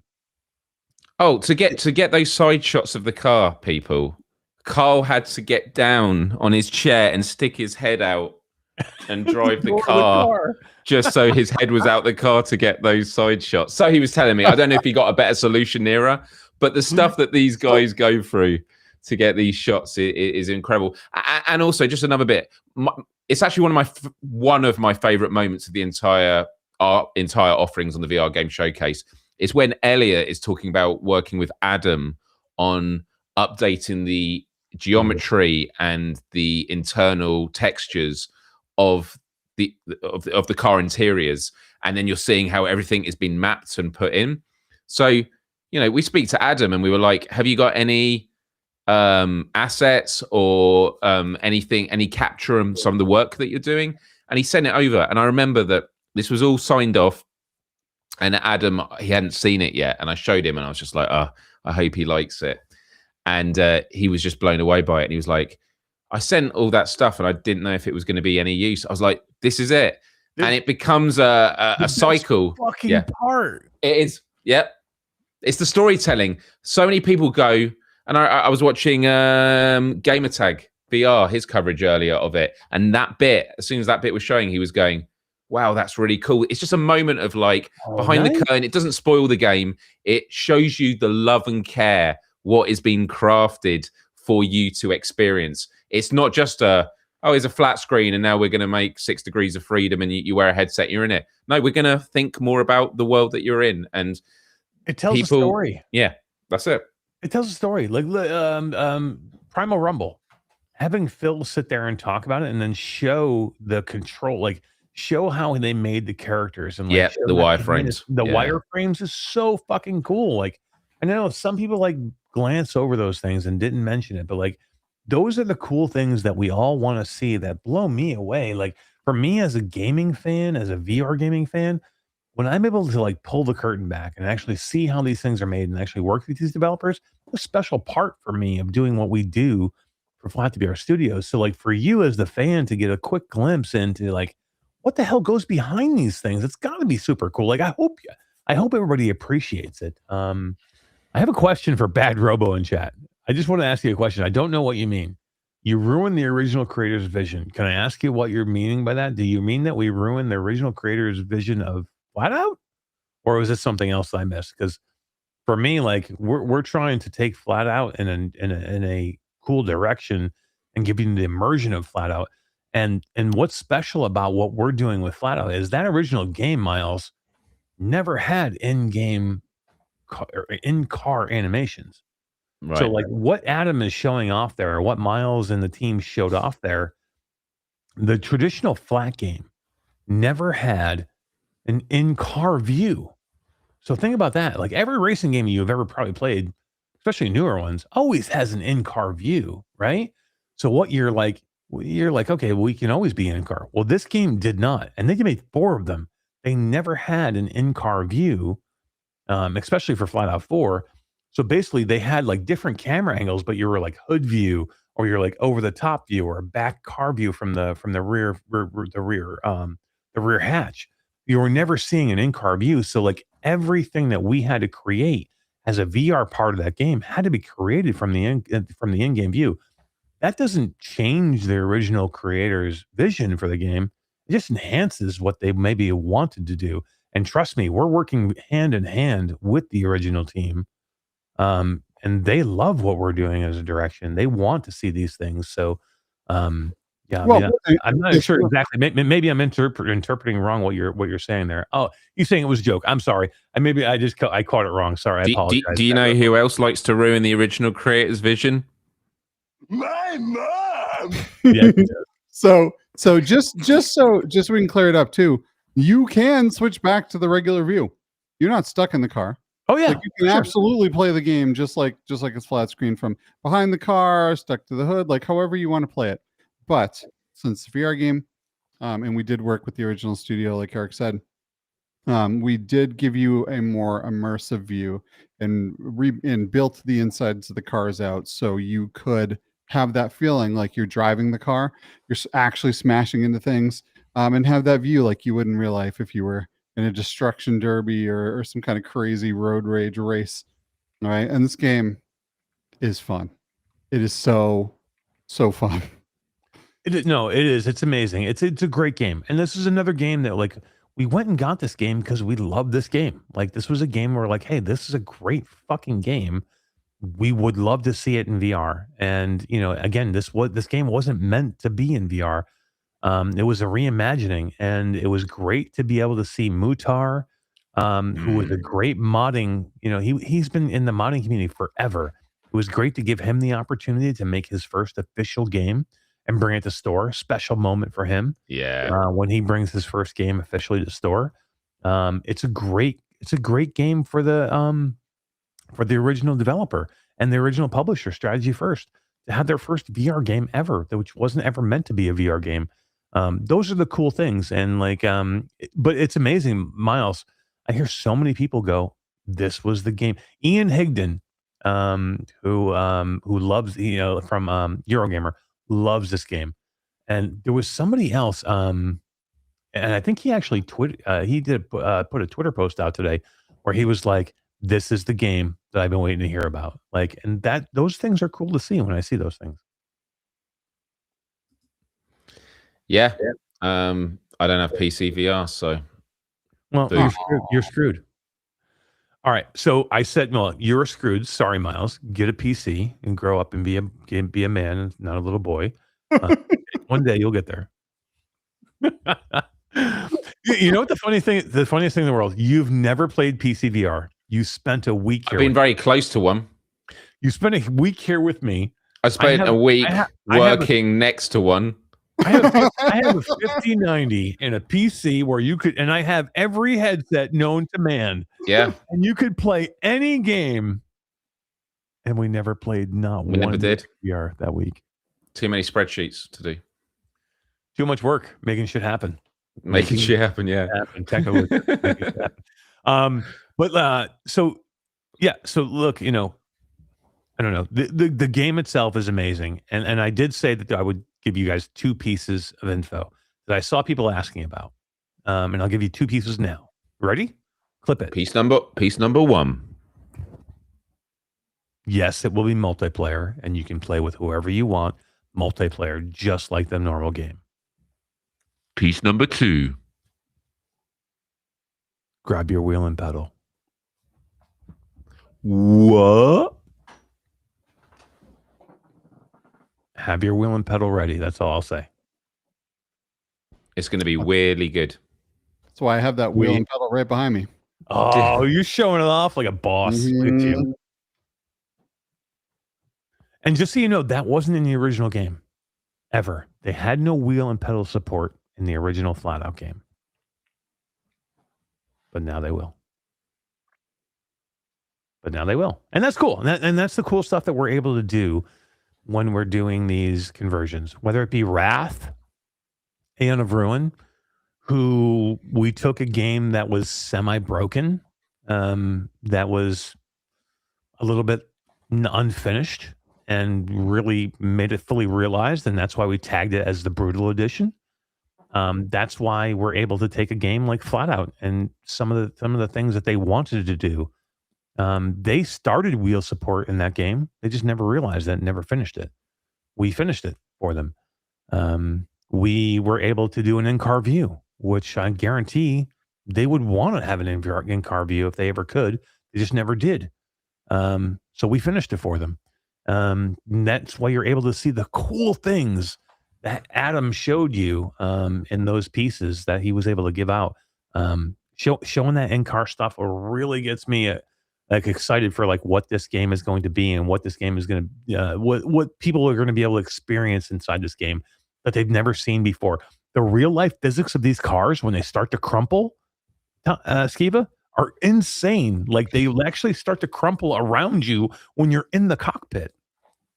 It's so fun, right? Because you might smash into something and the hood gets grabbed and the hood gets flipped up right in front of your view. And you're sticking your head out the window to try to see where you're going. And that's also a really good time to flip to the other view, right? The hood's up before it goes flying off the car. Yeah, it's so sick. It's so sick. Someone's asking about B-haptic support. We should get B-haptic support so when you crash it, it breaks your ribs. Proper immersion. I know, Skeeva, B-haptic support. Skeeva, B-haptic support. Well, on the wheel here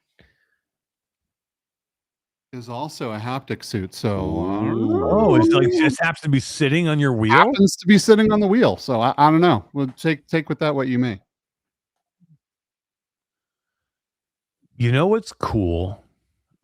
about a video game company made up of a bunch of people that like playing video games? What? We will literally usually put shit in the games that we want to play. So like, look, I have a fucking wheel and pedal, and I want to play a racing game with wheel and pedal. I have like 3 V haptic vests. I want to play every game I have with a V haptic vest. I have this freaking thing right here from ProTube. Whoa. Which is the new ProVolver, which is like their ProVolver. Yeah, their haptic thing. Like, I want to use this shit. We usually will try and put stuff in there that will allow you to use that stuff. So here's how big AAA studios do it. They go, that's 0.5% of the game's player base. We're not going to waste our time with that. And here's how Flat2VR does it. Hey, that shit's cool. Let's put it in there. Pretty much. Pretty much. But look, that's the way it should be. Like, I get it. Like, look, every company has to do what they need to do to make sure that they're profitable and like survive as a company, and we do too. But in the end, like, if we can do things to make it a more immersive experience, and we're going to do them. Like, I want to play shit that I want to play. Like, the reason we have Roboquest is because I fucking love that game. The reason that we're doing FlatOut is because we love that game. Like, think about your most favorite games out there that you've ever played, ever, console or PC. I guarantee you we're chasing that shit down right now. Okay, one of mine was Postal 2. Right? You know? Yeah. Yeah, I mean, you have the box of the original. Where you have it right there? Yeah, it's sitting right up. Grab it. Grab it. Right, Grab right it. there. All right, hold on. Be right back. Myles, we have a Mrs. Grey Wolf sighting. We do. We don't have What the up? music. We don't have the music, unfortunately, because Todd's not here and Skeeva's a slacker. But Skeeva, you don't have the Grey Wolf. You don't have the Grey Wolf music, do you? I do not. Can you get? I was gonna give me a little beatbox. Grab Grey Wolf. What's up, Jordy? How are you doing? I can't wait to come and see you in Arizona soon. It'd be cool. All right, let's see that box. So this is actually my very original Postal 2 box that I got when I ordered the game back.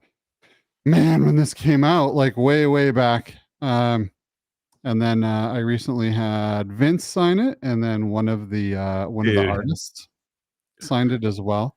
I actually still have to have Mike J sign it too. Funny enough, I did not have him sign it. You should have the Postal dude sign it. I know. I totally should. Or you should have the guy who played the Postal dude. Yeah. The trailer for Postal VR do it. Got the original instructions in here and everything, man. Dude. Awesome. Hey, we got a lot of games getting confirmed in the chat. I know. There's lots of games, but you know who's here? So we have the Grey Wolves here. Hey. And Kalia VR is here. What up? What's up, y'all? What's up? Thanks for coming by, saying hi. Yeah, BioShock Bad Robo says BioShock confirmed. What else do we want to confirm? That would be so sick. That would be so sick. But Myles, we're a company that's made up of people that wish we were doing AAA. What was that quote from that guy? You suck. You suck. Pretty much. He said, "You suck. You suck." It was something like during Jammie's showcase today. It was something. Some dude was like, "Yeah, he was just saying like you're over promising." To be honest, I'd rather respond. I just saw on one of our other trailer posts, and someone in a constructive way had just said like, I think it was maybe on FlatOut trailer, but they were saying this is great and all, but I'm a little disappointed that we're still not seeing any AAA games yet. And I just replied and went, we've not been creating and publishing games for much more than just over a year. Our first title was Trombone Champ Unflattened, which was November 2024. Like, so what? It's been a year and 5 months. Yeah. We're doing all right. Like, the forward momentum is there. and we're working on lots of things. You don't know everything we're working on, and it's all about forward momentum. And people that think that you're just going to start a studio from scratch, a startup, and start doing AAA games are just not like Rockstar is going to knock at your door and go, right. Hey, here's Grand Theft Auto. Their disappointment is self-inflicted. That's just my point. Like, yeah. Well, that's just it too. Like, I just want to say to anybody that's out there, like, we're look. Number one, there are lots of things that you don't know that we're not going to tell you. That I just can't tell you. That we have coming. That's going to blow you back. That's going to blow you away. It's going to tear your wig off your head. I'm telling you right now, like literally. But we can't just come out and tell you all this stuff right now.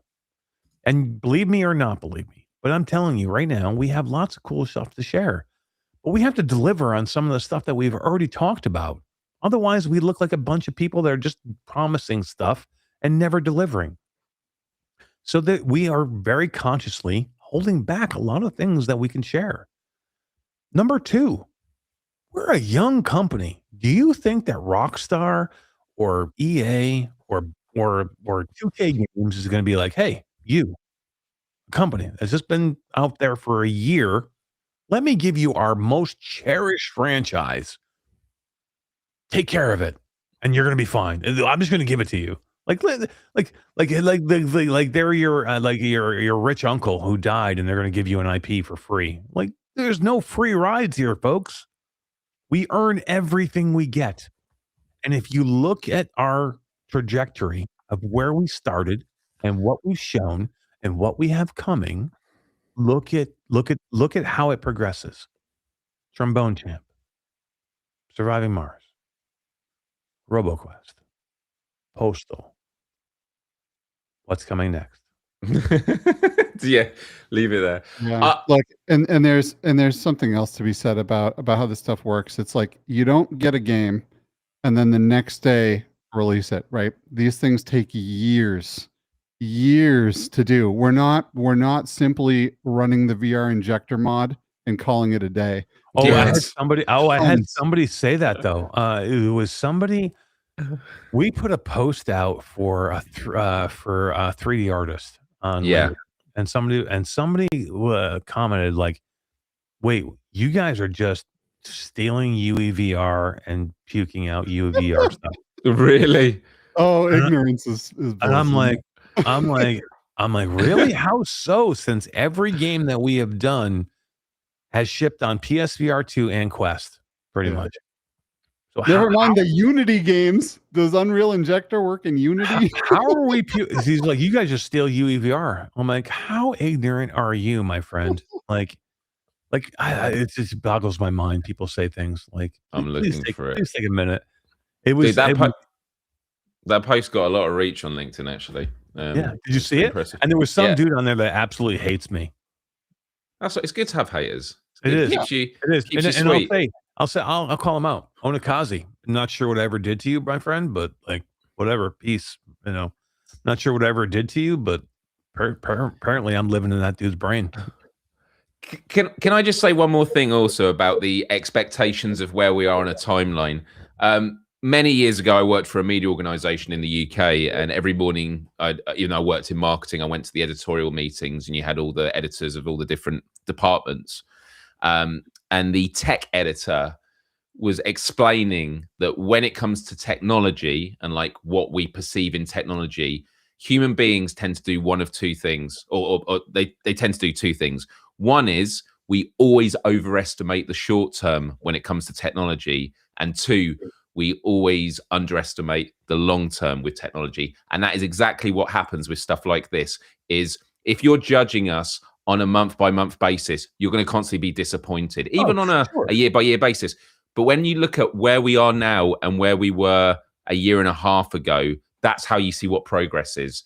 The number of games we've supported as a PR marketing firm. In addition, we supported, I think, 150 game launches. We've supported publishing a lot of great titles.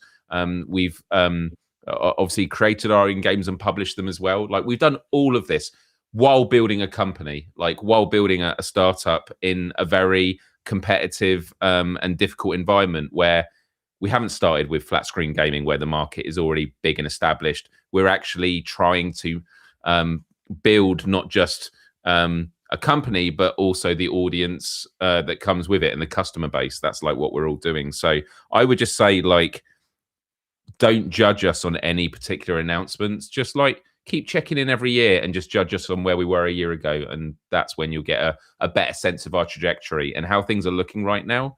They're looking pretty damn good. They are looking good. And look, there's one other major piece here that we haven't talked about.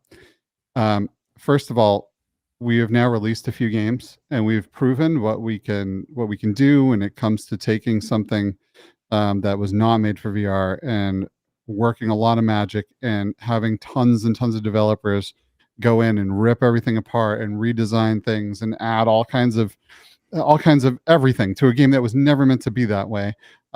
And they've been great. The number one way to get the games that you want to see in VR is to buy what we put out. And I'm not saying that because I want to make a bunch of money for us. I mean, I guess that would be nice. But what I'm saying is, like, these studios look at sales and they look at sales numbers. And if you want to see bigger and bigger and bigger things, buy what we're working on, buy what we're doing. And that'll happen. It'll happen. We already have things in the works that you just wouldn't believe, like Eric says. It blows my mind all the time thinking about someday we're going to be able to announce these things. Yeah. Buy the games, and as sales numbers go up, the bigger and bigger studios will say, sweet, here you go. You've proved it. Let's go. Yeah, I mean, look, 100% right. What both of you just said. And the biggest thing is we're fighting for you. Like, we're fighting for you as gamers, as VR gamers. Like, literally every day we're fighting for what you want to play. We're trying to figure out how we make those things happen. So, like, shitting on us or not supporting us doesn't make sense. Like, you need us. You need us to survive. And we need fast travel. We just need us. We need fast travel. We need Creature. Great spot by Doug Northcutt from Creature this week. We need End Dreams. We need Vertigo Games. We need all these studios to continue to keep making games. So you need to support them and, like, go buy their games. Forget about just us. Like, everybody. Like, if we're the only ones that make it across the finish line at the end, guess what? There is no finish line at that point. We're all done. Like, we need, like, when we get to the point where, like, yes, okay, VR is like mainstream and we're not wearing like big headsets anymore and we're just wearing like goggles or visors. It's super light and everybody has one, but there's no developers here to make games for it. Guess what? Nobody gives a shit. Like, we need the ecosystem to survive. So, like, we need the teams. So, like, yes, like, all those teams that just got shut down by Meta, like, all those developers are super talented people that know how to make great VR games. They need to get picked up by other studios. So we still need to support. We need to support those studios and, like, use your dollar to make your to make your voice be heard. That's what you have to do. Support the ones you want to support and, like, try and figure that out. And times are tough, and I understand that. Buy games when you can buy games and support in that way. And that's all you can do. Like, you may not love every game that we put out. Like, you might go, oh, well, Primal Rumble's not a game that I want to be involved with. Well, you know what? I think it's a cool game and we think it's a cool game. And it's like, it's a great game that we want to publish by a great studio who knows how to make a great game. And maybe it looks like a kid game and maybe it's not your thing. But you know what? It's a good game that needs to be supported. And, like, we want to do many, many different things. And, like, that's why everybody needs to try and, like, figure out how you, like, put your positive spin on whatever it is and support whatever studio you love out there. Arvory doing, The Boys doesn't look great, but, like, let's support. Let's figure out how we support it. Fast Travel coming back from the ashes, doing a great job on what I look at and see, like, Payday. I'm, like, excited. All of these titles that we saw out there today, super exciting things coming. Support those games. You have to. Wish list. It doesn't even have to be buy. As Skeeva said, wish list. Wish lists are important. Show your support. And also showing people VR. I've talked a lot on a lot of different shows about the fact that the last couple of Christmases I've bought family members VR headsets. So 2 Christmases ago, tell a story about your dad. I love this story. So 2 Christmases ago, I bought a Meta Quest for my parents because they enjoy playing VR. But the thing is, playing VR half an hour when you visit someone is one thing. When you leave a VR headset with them and on their own terms without an audience, they can get in the headset, learn the UI, learn the language, which in itself is quite interesting because my parents got me into gaming when I was a kid.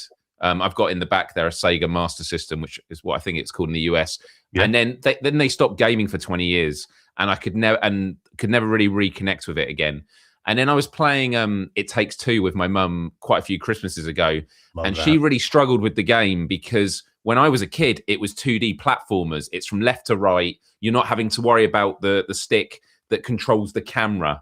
That's like a really hard thing to learn if you've not done that kind of gaming for 20 years. So the language of gaming is also very important. So for VR, learning about the UI, it's in your space. It's actually a lot more intuitive than other gaming platforms. So I bought that last year. And then this Christmas just gone, I bought my brother a Meta Quest headset, a Meta Quest 3 as well. And I have a Meta Quest headset. I have a PSVR 2 headset. So my mum, dad, brother, and myself, we all got to jump in and play walkabout mini golf together. I then got told that because my auntie and her other half, anytime they visit, I bring the VR headset and they love it. They had just bought a Meta Quest headset. So now there was 5 of us in there. And everyone had such a great time that within 2 weeks, my auntie bought a second headset for her other half. And my dad bought a second headset for my mum. Well, so my dad and my mum could both do it. And now pretty much, there's been a few exceptions recently because of the VR game showcase. Most nights I will play a round of walkabout mini golf with my mum, my dad, my brother, and my auntie and her other half. And like, that is it goes back to that thing I talk about short-term, long-term. That was a 2-year process of buying 2 headsets that becomes 5. And so like, it's about planting seeds. It's about having conversations. And the other thing I'd just quickly say is, support everyone. It's not always about funding. It's about spreading the word, advocating for platforms and like the medium of VR and why we believe in it, and getting people that maybe have tried it, but it wasn't quite the right experience for them to come back. But also like, criticize us when we get things wrong. Like, we're not immune to that, and we're only going to get better when we get the right pushbacks. But it has to be constructive. If we're told like this is slop and it's 2-syllable criticisms, we can't do anything with that. That's not constructive. We cannot use that. But whenever there's criticisms online, we have a full team that does social listening on the Discords, Feedbear when it's like play testing, the amazing work Todd does with Impact Labs. All this stuff feeds in, and we don't always get everything right, but we have the best chance of getting things right when we have the feedback from VR gamers that know it sometimes better than we do, because we're dealing with so many games. And so I would just say, keep speaking up and keep supporting, whether it's critiques that are constructive or buying our games or advocating for the platforms. Well said, man. I don't think I could say that much better than that. Natasha Fahey in chat. What's up, Natasha? She said wish lists are a big help. It helps you stay updated on updates from the studio, and it also helps with visibility of the game on the platform as you get more. Absolutely. So the more wish list you get, number one, yes, it will start an algorithm for you as a player of the games that you want to play, and it will actually recommend things for you based on your wish list, which is great, especially Steam. Great.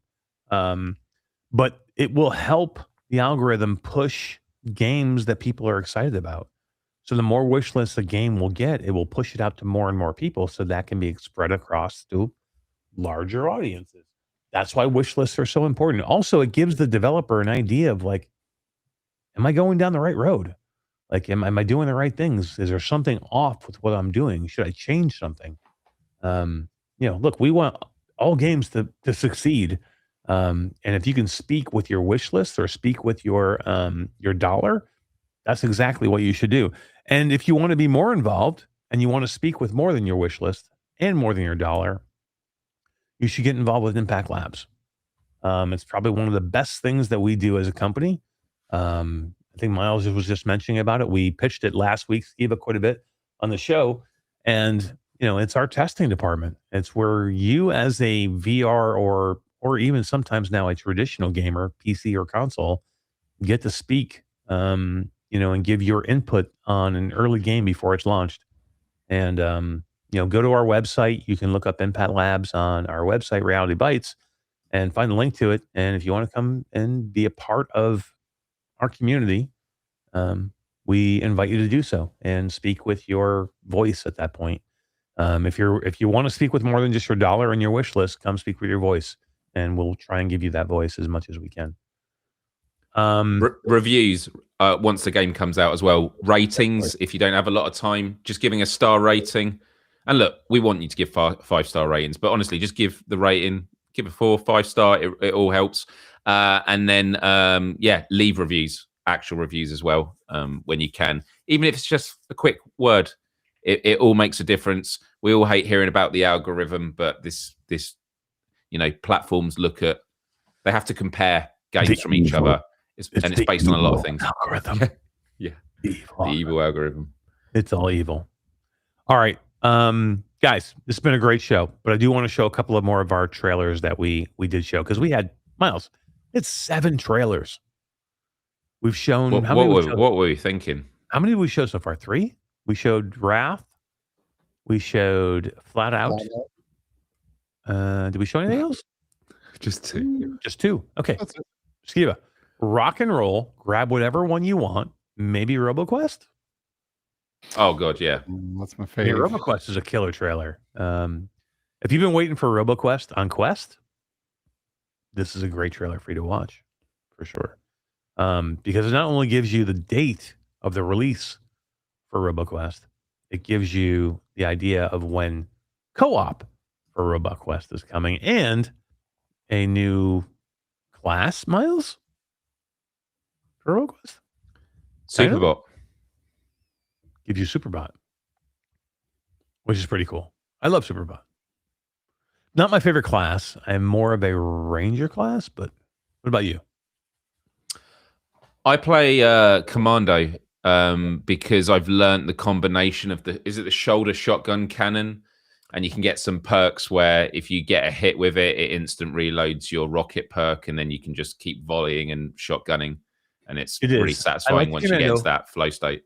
It is a good one. What's nice is you have 4 classes to choose from, which is freaking pretty awesome. You can play while you want to play. But yeah, I mean, Roboquest is pretty awesome. New class coming. Steve, you ready? I'm ready, man.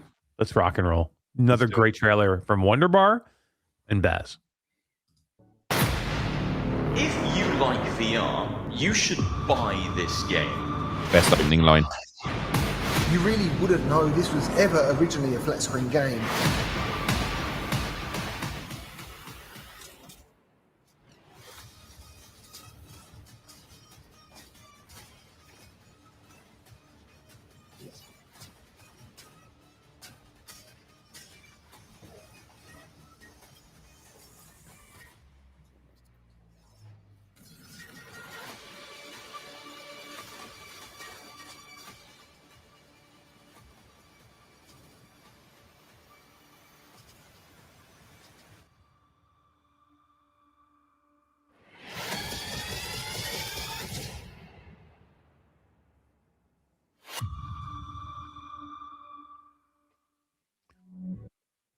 Skeeva, May 21st.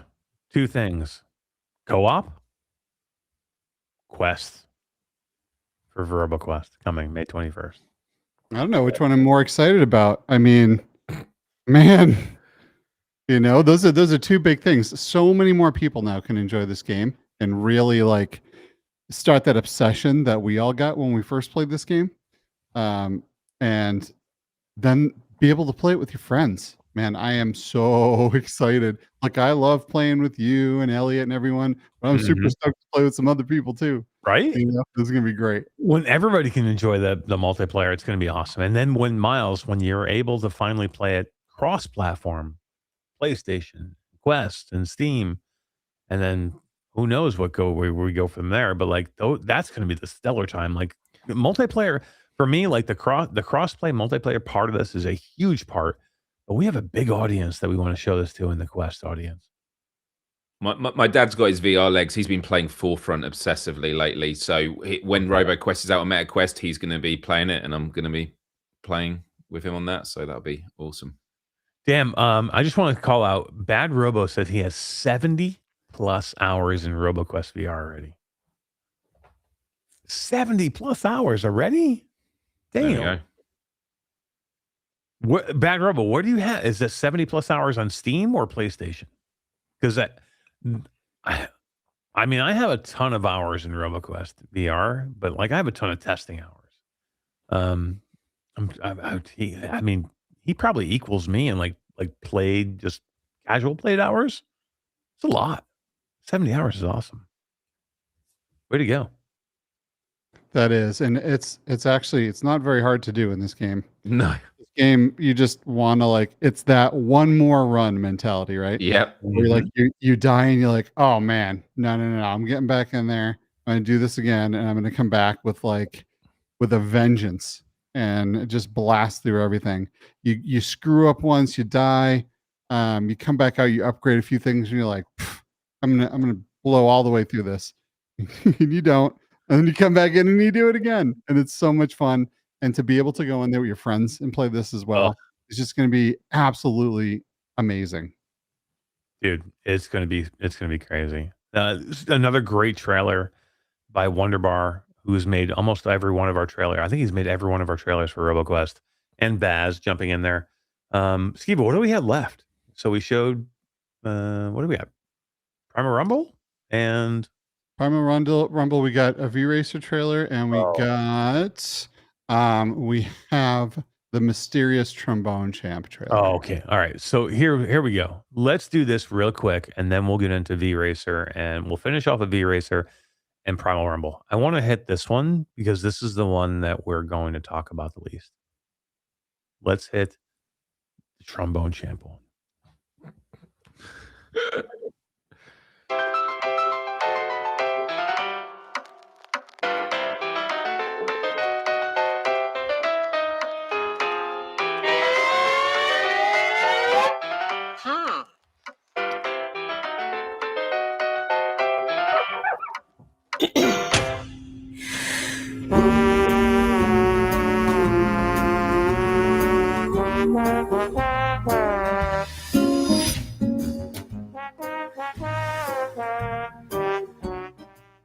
Cool.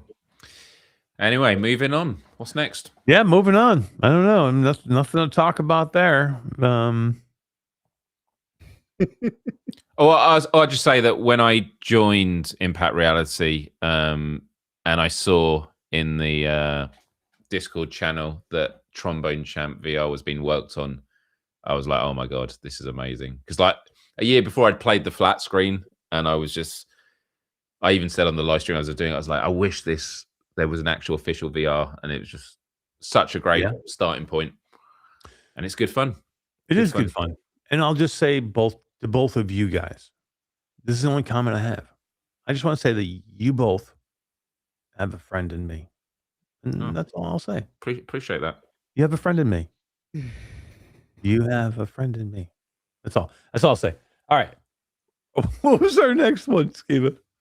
Let's see. We got Primal Rumble and VRacer. And I just want to say, too, that there's been multiple reports of audio issues, but we will link trailers down below. Plus, you can go to Flat2VR Studios YouTube channel, and you can rewatch these trailers 1,000 times. Yes, and the audio issues are not Skeeva's fault, by the way. It's Restream's fault. We're having an issue with Restream, and we'll try and figure out for next show. But it's not Skeeva's fault. Don't blame him. It's okay.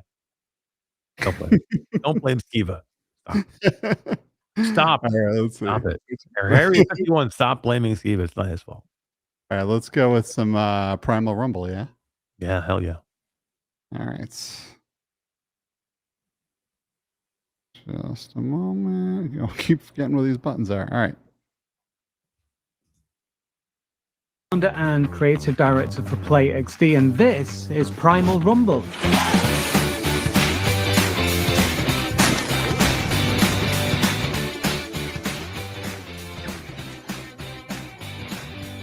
It's a slapstick slapstick combat card battler for MetaQuest, made to feel just like a toy playset coming to life in the middle of your room.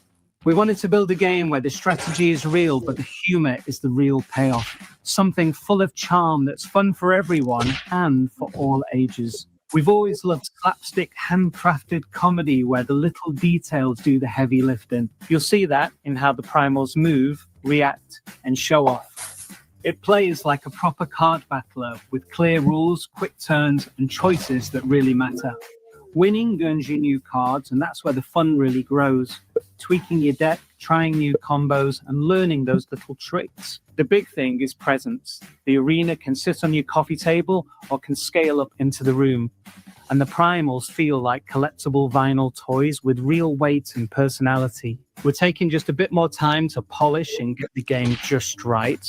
But if this feels like your type of game, we'd really appreciate you wishlisting Primal Rumble on MetaQuest.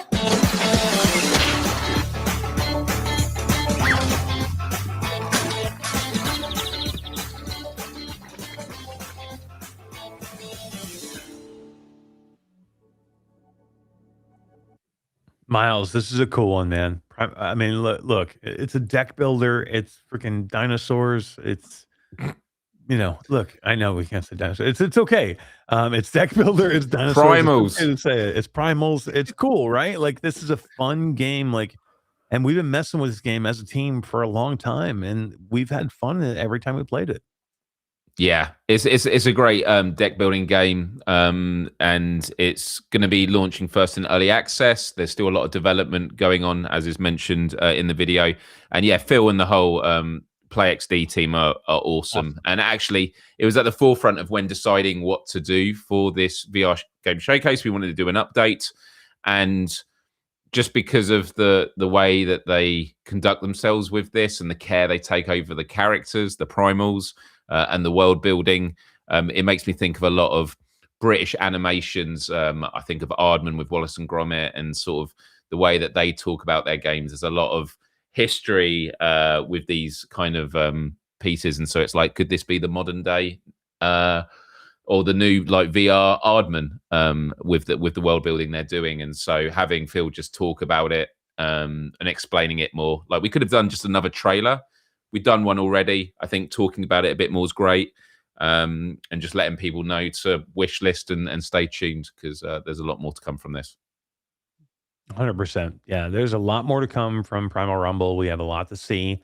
I'm looking forward to showing it to everybody, having people get in there and play and have fun and laugh. It's that kind of game. It's fun. And it's a deck builder. Everybody loves deck builders right now. Trust me. Deck builders are cool. The animations of every primal and every move is amazing in the game, because depending on what primal is being attacked, it like there's an animation for every primal being attacked by every move, and vice versa. Every primal doing their own, and they all have their own cards that you can unlock. So the amount of depth there is to it is just absolutely incredible. It feels alive. Yeah. There was some chat back and forth between Inferno 9 and I believe like Turtle 7947. We're asking about like crossplay for Roboquest. And Myles, have we announced any crossplay for Roboquest? We've not announced or talked about it yet. No. Should we announce now? You could talk about it if you want. Yeah.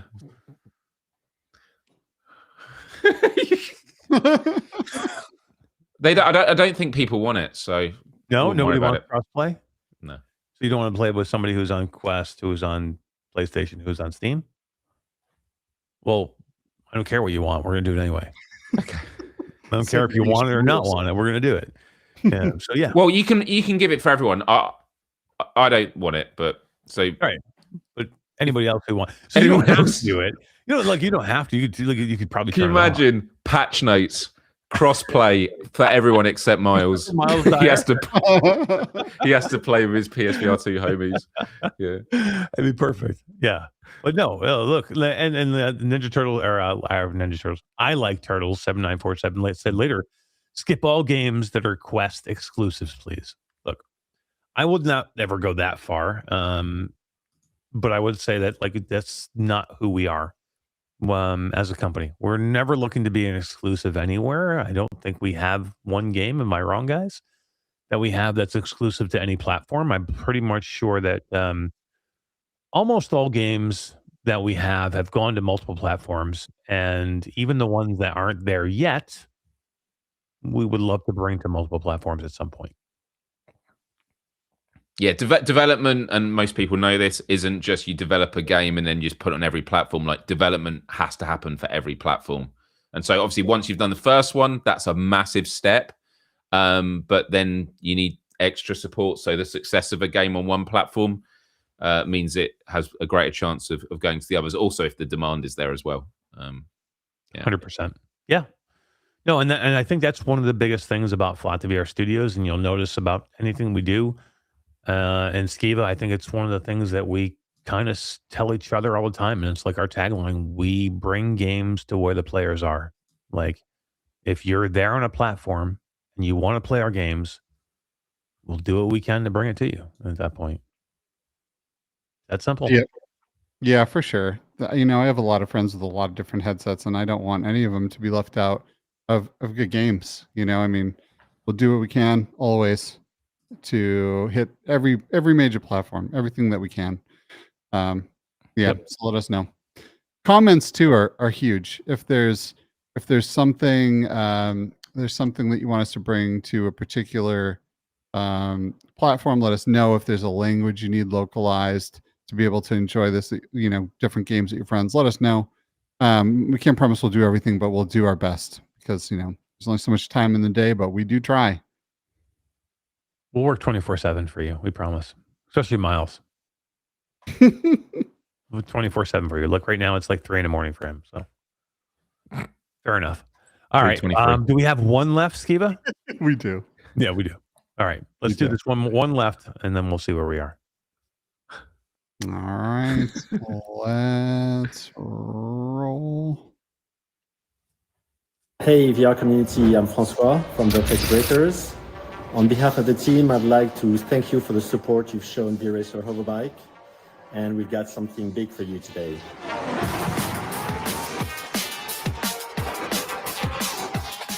VRacer Hoverbike has come a long way this past year. We launched on MetaQuest, PSVR 2, and we had several updates, including Halloween and Christmas events. And honestly, the best part has been you, the players. The liveries you've designed for bikes, suits, and helmets have been incredible. And it made one thing obvious: you wanted even more ways to be creative. So today, we're launching the VRacer Hoverbike Track Editor. It's live right now on all platforms. Build your own tracks, publish them, and race what the community creates. Go wild with endless loops, create the ultimate speed trials, or just keep the multiplayer sessions fresh with endless community tracks.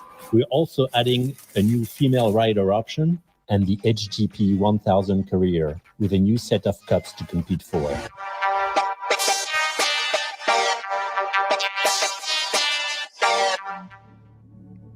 Man, Myles, more awesome stuff from the Vertex Breakers team. VRacer Hoverbike opens up UGC tracks, man. This is epic. So much content. And this is a small portion of what is coming for this game. So if you're a fan of this game, or you're had been on the fence of should I go buy this game? This is a small portion of what's coming. Get it now before it goes up in price. That's all I'll say. Well, yeah. If you don't own this game, what are you even doing? This is an essential VR game. This and Roboquest are both very, very essential VR games. If you have a headset, you need both of these in your library, immediately. Just buy it. Yeah, there's a lot of times when games are on Quest and they're coming to PSVR 2 that I always hold out. But I remember, and I will play a bit on Quest, obviously for what I do at work with marketing, but then I'll save it. VRacer Hoverbike, I played the fuck out of on my MetaQuest, much. Tonight? Did you stream tonight? No, I didn't. I came straight through to this, so I'm going to be live streaming it hopefully tomorrow. The track editor, and I'm dying to check out on PSVR 2. Will you do 10 loop-de-loops in a row for your fan? I will do that, and I'll be wearing the B haptics vest while doing it. Yeah, it'll be full on. Yeah, All right, everybody, you heard it here first. Everybody's watching. Go to Myles Dyer stream tomorrow. He'll do 50 loop-de-loops in a row to see if he can throw up during the stream. The choice to do this next was really, we want to open this up to unlimited possibilities.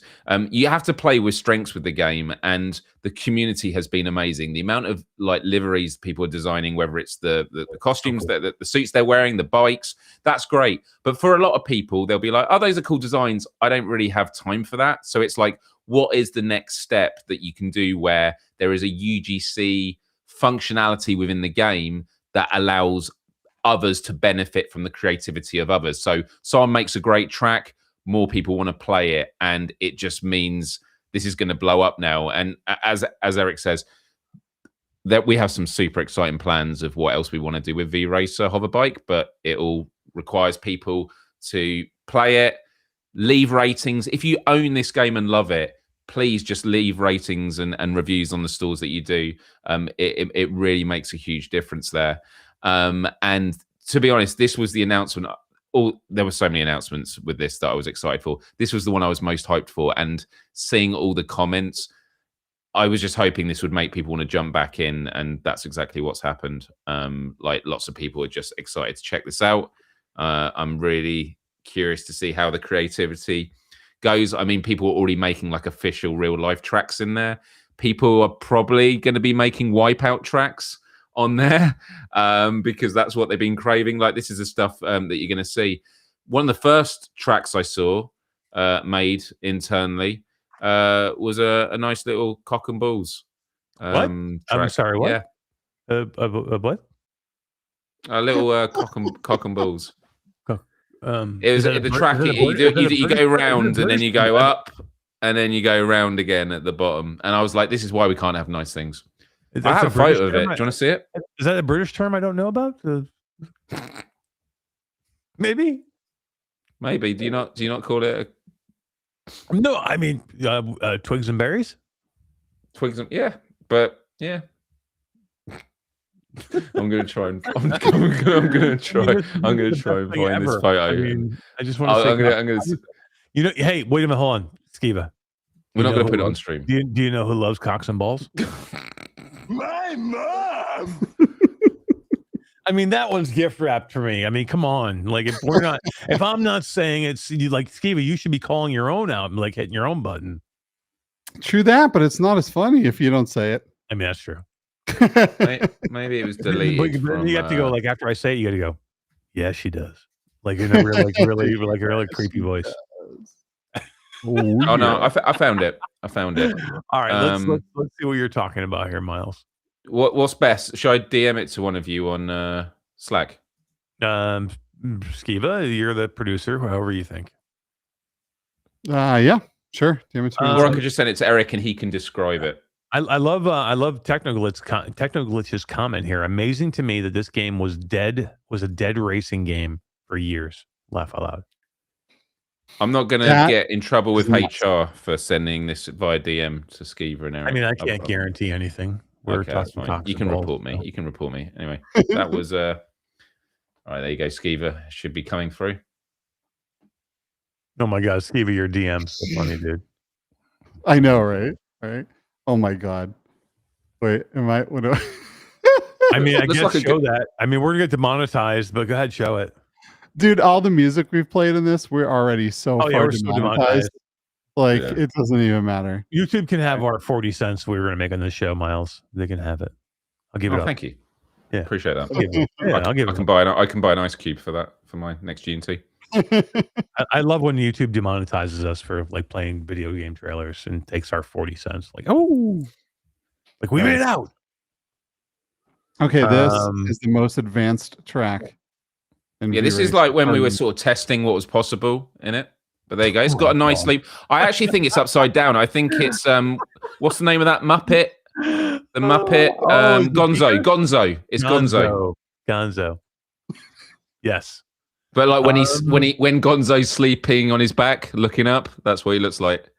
I mean, there's something looking up here with his snout in the air. You know who loves when your snout is in the air? My mom. I mean, I think this looks a little like Squidward as well, you know? That's true. Squidward, Yeah. really? That's good. That's very good. It definitely looks more like cocks and balls. Honestly, though, what do you think, chat? Would any of you ride on this? I'm Oh, God. Oh, you know who would love to ride on this? My mom. I'm only talking like this because it's like almost 4 a.m. here. Like it's past watershed. Oh shit! We're so in trouble with HR for this thing. You have no idea, Miles, what you've started here. Oh, is this a work call? I'm so sorry. It doesn't matter if it's a work call; it's work related. Oh yeah. The fact that we have this as a track at all is not good. I don't know if it was published. Hey, we didn't make this. Yeah, who I don't know made if it was this, by the way? published. Was this anybody that we know? I don't know. I'll find it. But dude, just let's be clear. There are going to be some wild courses made. Oh yeah, I think so. Yeah. Oh my God. Yeah. I mean, that's one of the most wildest ones right there. I think that's Here's what it is. But it's a hell of a ride. Everybody It's a go hell of a get ride. the game. Yeah. Download the track out of there and go make your wildest course and show it off to us, and we'll show it next week. Yep, send it in. Like literally, Eric's basically saying he'll show you his if you show him yours. Yep. All right. So you've heard it here first. Skeeva will do the show naked next week if you all Whoa. show courses. Interesting. Skeeva's like, Yeah, I'm not sure how we got to that, but Tune in only You will to show naked. my OnlyFans for that. I don't think that's allowed on YouTube. Jasmine in the chat goes, it's work adjacent. Yeah, That's man. very true. Okay, it's work kind of adjacent. work adjacent. I mean, work somewhat. I mean, it's kind of like if Damien made that course, that's kind of work adjacent. It could be Damien who made that. It could be Damien Rockby from Rough Talk. I think Wes made it. Could be Wes Dillon from Virtual Strangers and PSVR Without Parole. But to be honest, it's a part of like we have to test games to see like What we where can make? what you can make graphic because stuff we can make. yeah, so we can now know to. Area 51. Can't wait to see the over track. Oh my god. Yeah. The show has completely gone off the rails here, Miles. Thank you. Love it. It's the way it's, you got to end with a bang. You know, like ending with a bang. Man, I love when you. Damn, you guys. Oh, man, I am so sleep deprived. I'm and just gonna say this. delirious. You guys team me up with this stuff better than Todd does. Forget about Todd. Todd, stay in Panama. We're good to go, bro. Stay in Panama. All right. So literally, this has been a great show. It's 11:34. Miles is late. I want to go have another drink with these two gentlemen and talk about some internal stuff that we can't tell you. He wants to show us his course. Skeeva wants to get naked from the waist down just for this episode, for the rest of the episode. Why do you think I turned my camera off when I get up? We're gonna sign off for that. We will say we'll be back next Tuesday. Todd will be back. We'll be talking. What are we talking about next Tuesday, Skeeva? Oh God, I don't think we've discussed that yet. But I'm sure it'll be something good. So I've been wanting to do a top list. Miles, you guys love doing like top lists on PSVR Uproll. I would love to do a top 25 personal favorite VR games of all time. Wow. And man, I would love the same that, yeah. episode, so that'd be one. And the same episode, do a top 25 favorite games of all time. Wow. I mean, that's Right. a total of 150 games we'll be rattling off between three Well, people. we do them quickly. We do them, or maybe we'll see what we get through for one episode. Hey, I'm down, man. Let's do that. That sounds so rad. that. I love talking about my favorite games. Who doesn't? That All sounds right. awesome. So next week, Todd's back from Panama. If we let him come back, maybe, I don't know. If we do let him come back, we'll do our top 25 favorite VR games, personal favorite VR games of all time. And then if we have time, we'll also do our top games of all time, top 25. And if we don't, we'll do it the following episode. But we will say, Myles Dyer, thank you for hanging out with us today, man. Thank you for giving us a little bit inside info of how these amazing trailers are made and what goes into these awesome showcases. And good job, my friend, on getting this done. Our record, 7 trailers for one. Dude, it takes a village, and we are very lucky to work with the amazing people that we do. But yeah, thanks for having me on this. It's always good to chat. I was a bit nervous because I was absolutely dead this afternoon, and then had a couple of G&Ts, which normally would take me to bedtime. But no, like when you have good conversation and good energy, we could go all night. We could. You know who loves to go all night? Who's that? Mom! No. What a surprise. But also, massive shout out to the chat. Keep supporting VR. Keep being awesome. We appreciate you. And as long as you guys keep supporting what we do, we'll keep pushing things forward with the many exciting things we've got planned beyond everything that was shown at the VR Game Showcase today. Yep. Yes. And I'll say this. People, anybody out there listening right now afterwards, like right now live or afterwards, hang in there with us. We have lots of cool stuff to show you. I promise. We're not kidding. Like this will pay off. Everything that you're doing now, everything that we're doing now will pay off into the amazing, crazy, big titles that you're looking for. We just can't tell you yet. I promise. They're coming. They're coming soon.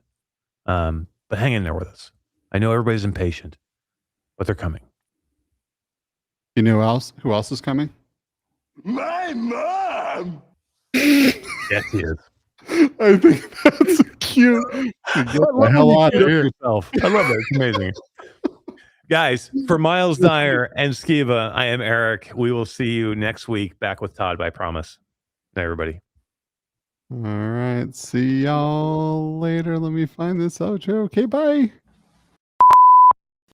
Welcome to the Reality Bytes podcast.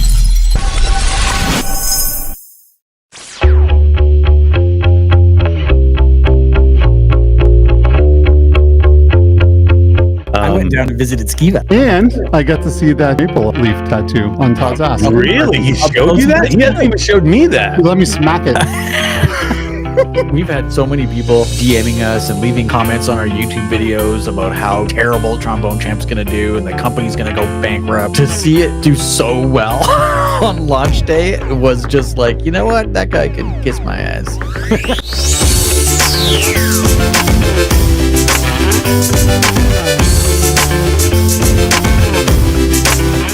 You look, you lose 85 pounds, you shave your beard, you put some glasses on, people are like, oh, it's not even, they don't even look like you anymore. Yeah, what the fuck? Get fat and grow a beard, damn it.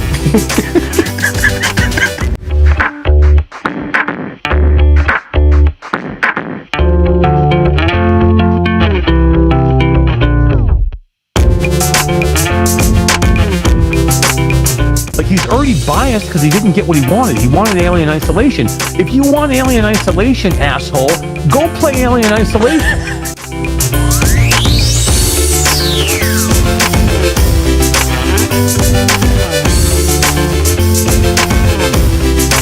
I very firmly believe that there's many games out there that are ethically great flat games that are absolutely better in VR. Not every game.